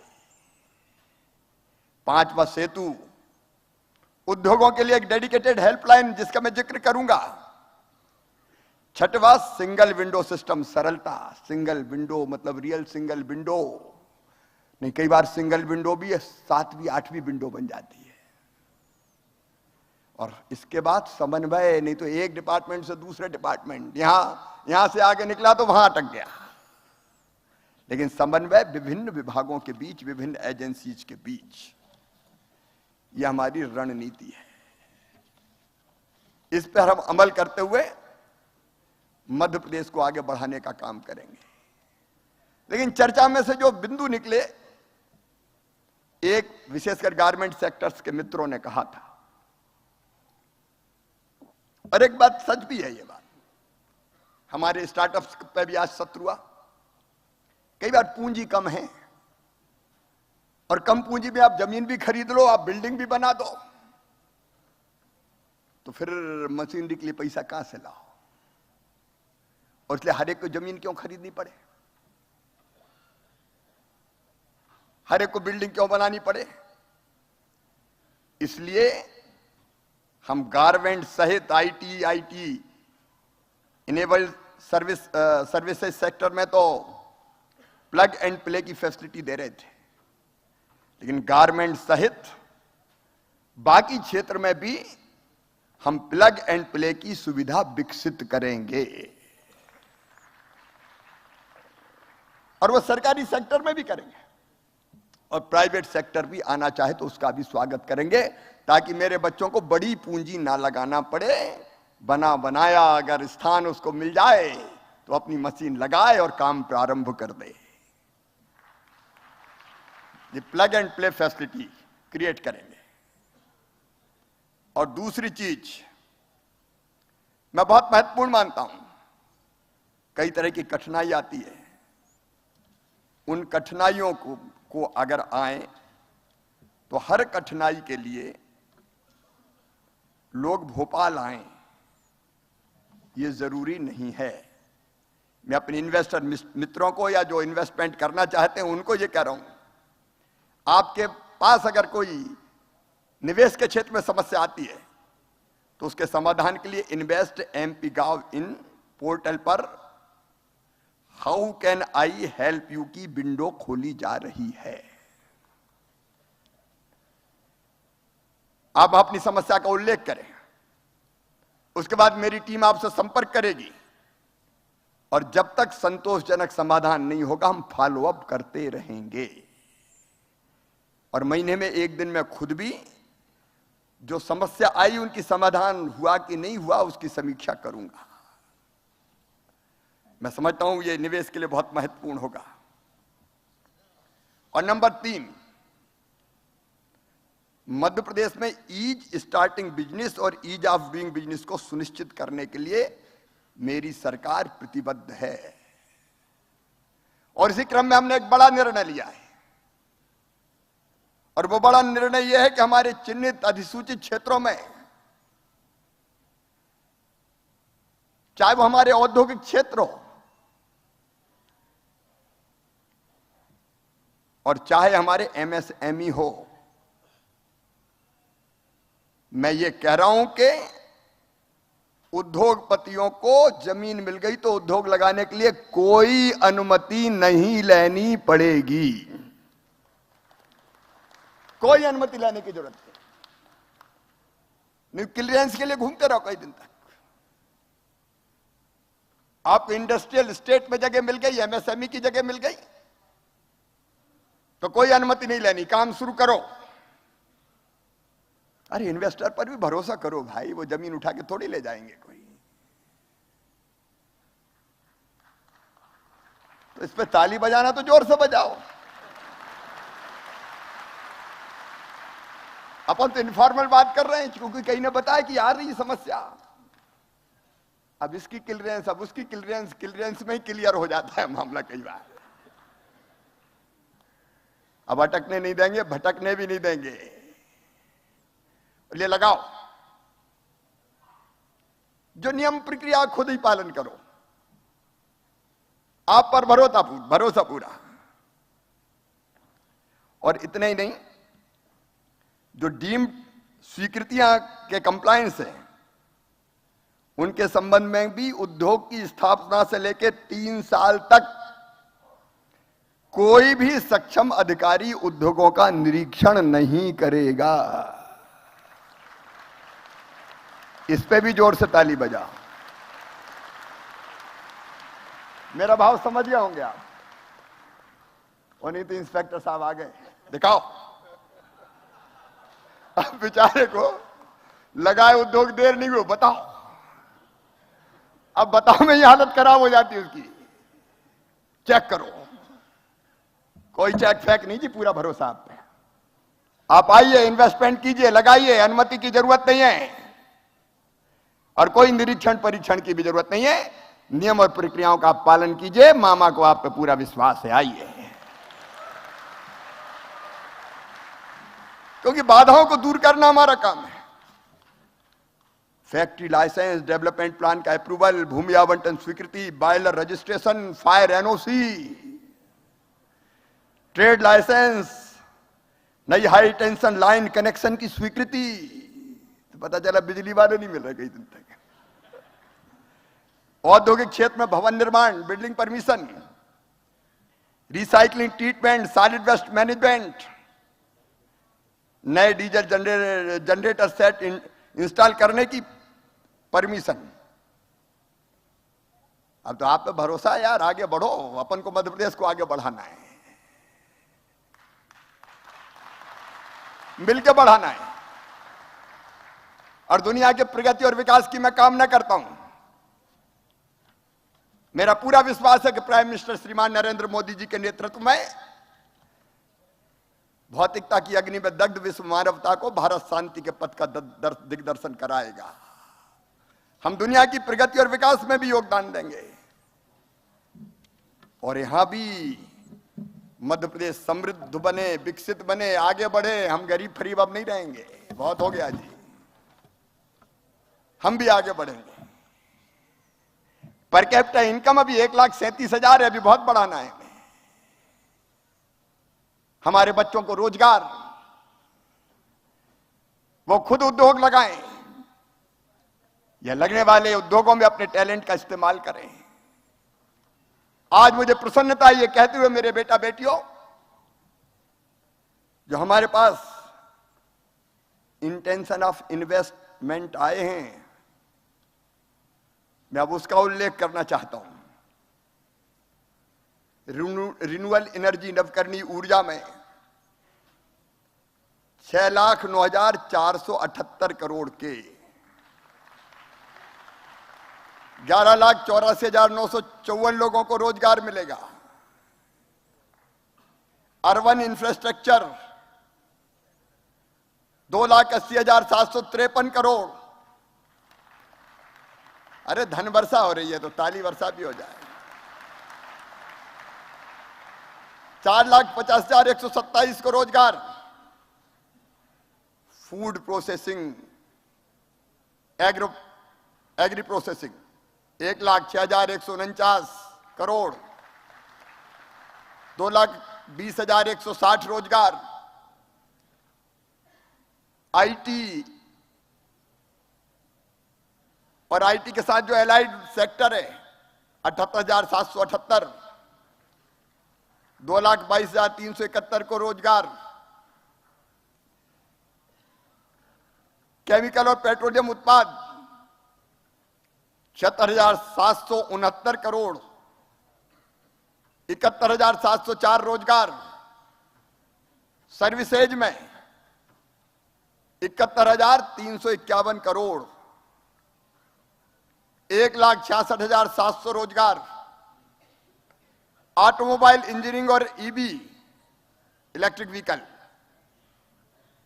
42,254 करोड़, 69,962 रोजगार, फार्मा और हेल्थ केयर 17,991 करोड़, 1,42,614 रोजगार, लॉजिस्टिक और वेयर हाउसिंग 17,916 करोड़, 56,373 रोजगार, टेक्सटाइल और रेडीमेड गारमेंट्स 16,914 करोड़, 1,13,502 रोजगार और अन्य फुटकर खुदरा 1,25,855 करोड़, 1,24,168 रोजगार, कुल मिला के 15,42,514 करोड़ रुपया और लगभग 29 लाख रोजगार। ये एक बड़ी सफलता है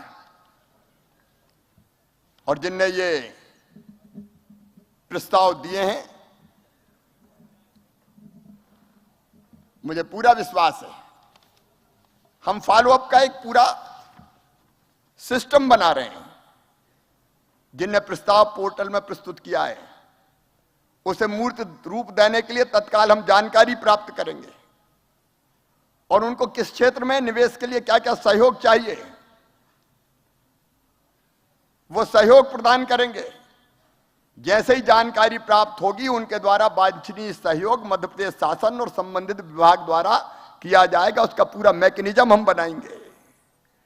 और 1-to-1 मीटिंग में भी बहुत आए मेरे पास, मैंने कहा कि हाथ बहुत मिलाए, हाथ नहीं मिलाए दिल भी मिलाए और इसलिए इनके जो ठोस प्रस्ताव प्राप्त हुए हैं और उन्हें जो सहयोग चाहा उस पर भी तत्काल कार्रवाई प्रारंभ कर दी गई है। चिन्हित इन्वेस्टमेंट पे हम एक फॉलोअप के लिए एक अधिकारी भी लगा देंगे पीछे, उनकी सारी चीजों को वो फॉलोअप करेगा। मेरे मित्रों, ये इन्वेस्टमेंट का समिट का ग्लोबल इन्वेस्टर समिट का समापन पूरे विश्वास के साथ हो रहा है। ये सही कहा कि मध्य प्रदेश रनवे पे तेजी से दौड़ रहा है, लेकिन मैं कह रहा हूं इस समिट के बाद हम टेक ऑफ कर रहे हैं अनंत आकाश में ऊंची उड़ान भरने के लिए। एक बार मैं फिर आप जो पधारे 84 देशों से सभी साथियों का हृदय से स्वागत करता हूं, मेरे इन्वेस्टर मित्रों का स्वागत करता हूं।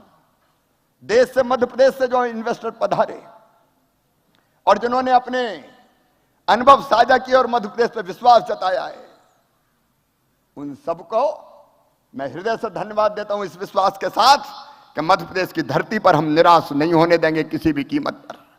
इंदौर को धन्यवाद, इस पे भी जोर से ताली है। क्या शहर है साहब। लोग कह रहे थे कि गलियों में कचरा ढूंढने निकले, वहां भी कहीं नहीं मिला, सारा कचरा साफ कर दिया। मध्य प्रदेश भी स्वच्छता में नंबर 1।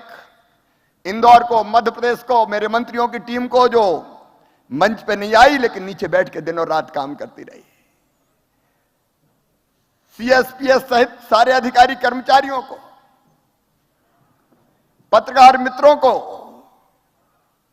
कन्वेंशन सेंटर वालों को भी। लेकिन अब इंदौर में 10,000 की क्षमता का एक नया कन्वेंशन सेंटर भी बनाया जाएगा। ये अब छोटा पढ़ने लगा, क्या करें। आईडीए के चेयरमैन बैठे हुए हैं चावड़ा जी, तैयार हो ना? तो तैयार कीजिए बड़ा, क्योंकि अगली बार पता नहीं कितने लोग आएंगे। एक बार फिर आपका दिल से स्वागत, हृदय से स्वागत, भावनाओं से स्वागत। और अब विदा, लेकिन मैंने कहा कि ऐसे जाने नहीं दूंगा, रिश्ता परमानेंट जोड़ा है, बार बार आने के लिए विदा। बहुत बहुत धन्यवाद, प्रणाम, नमस्कार।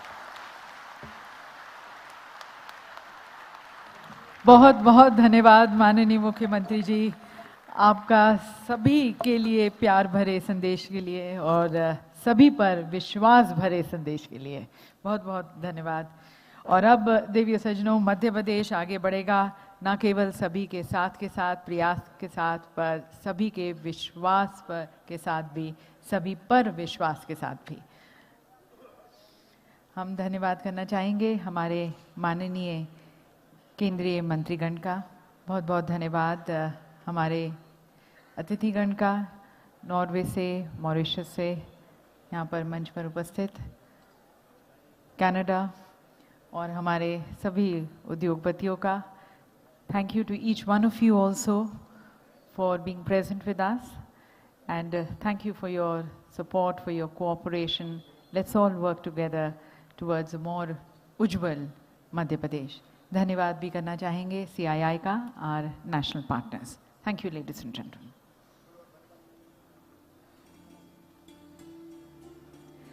लेडीज एंड जेंटलमैन, हमारी एग्जीबिशन ऑन रहेगी। आपसे निवेदन है, जैसे कि माननीय मुख्यमंत्री जी ने भी कहा, एग्जीबिशन ज़रूर देख के जाएं। एग्जीबिशन ऑन है, कल्चर स्ट्रीट भी। तो इस यहाँ पर हमारा कार्यक्रम समाप्त होता है, पर एग्जीबिशन कंटिन्यूज। Thank you.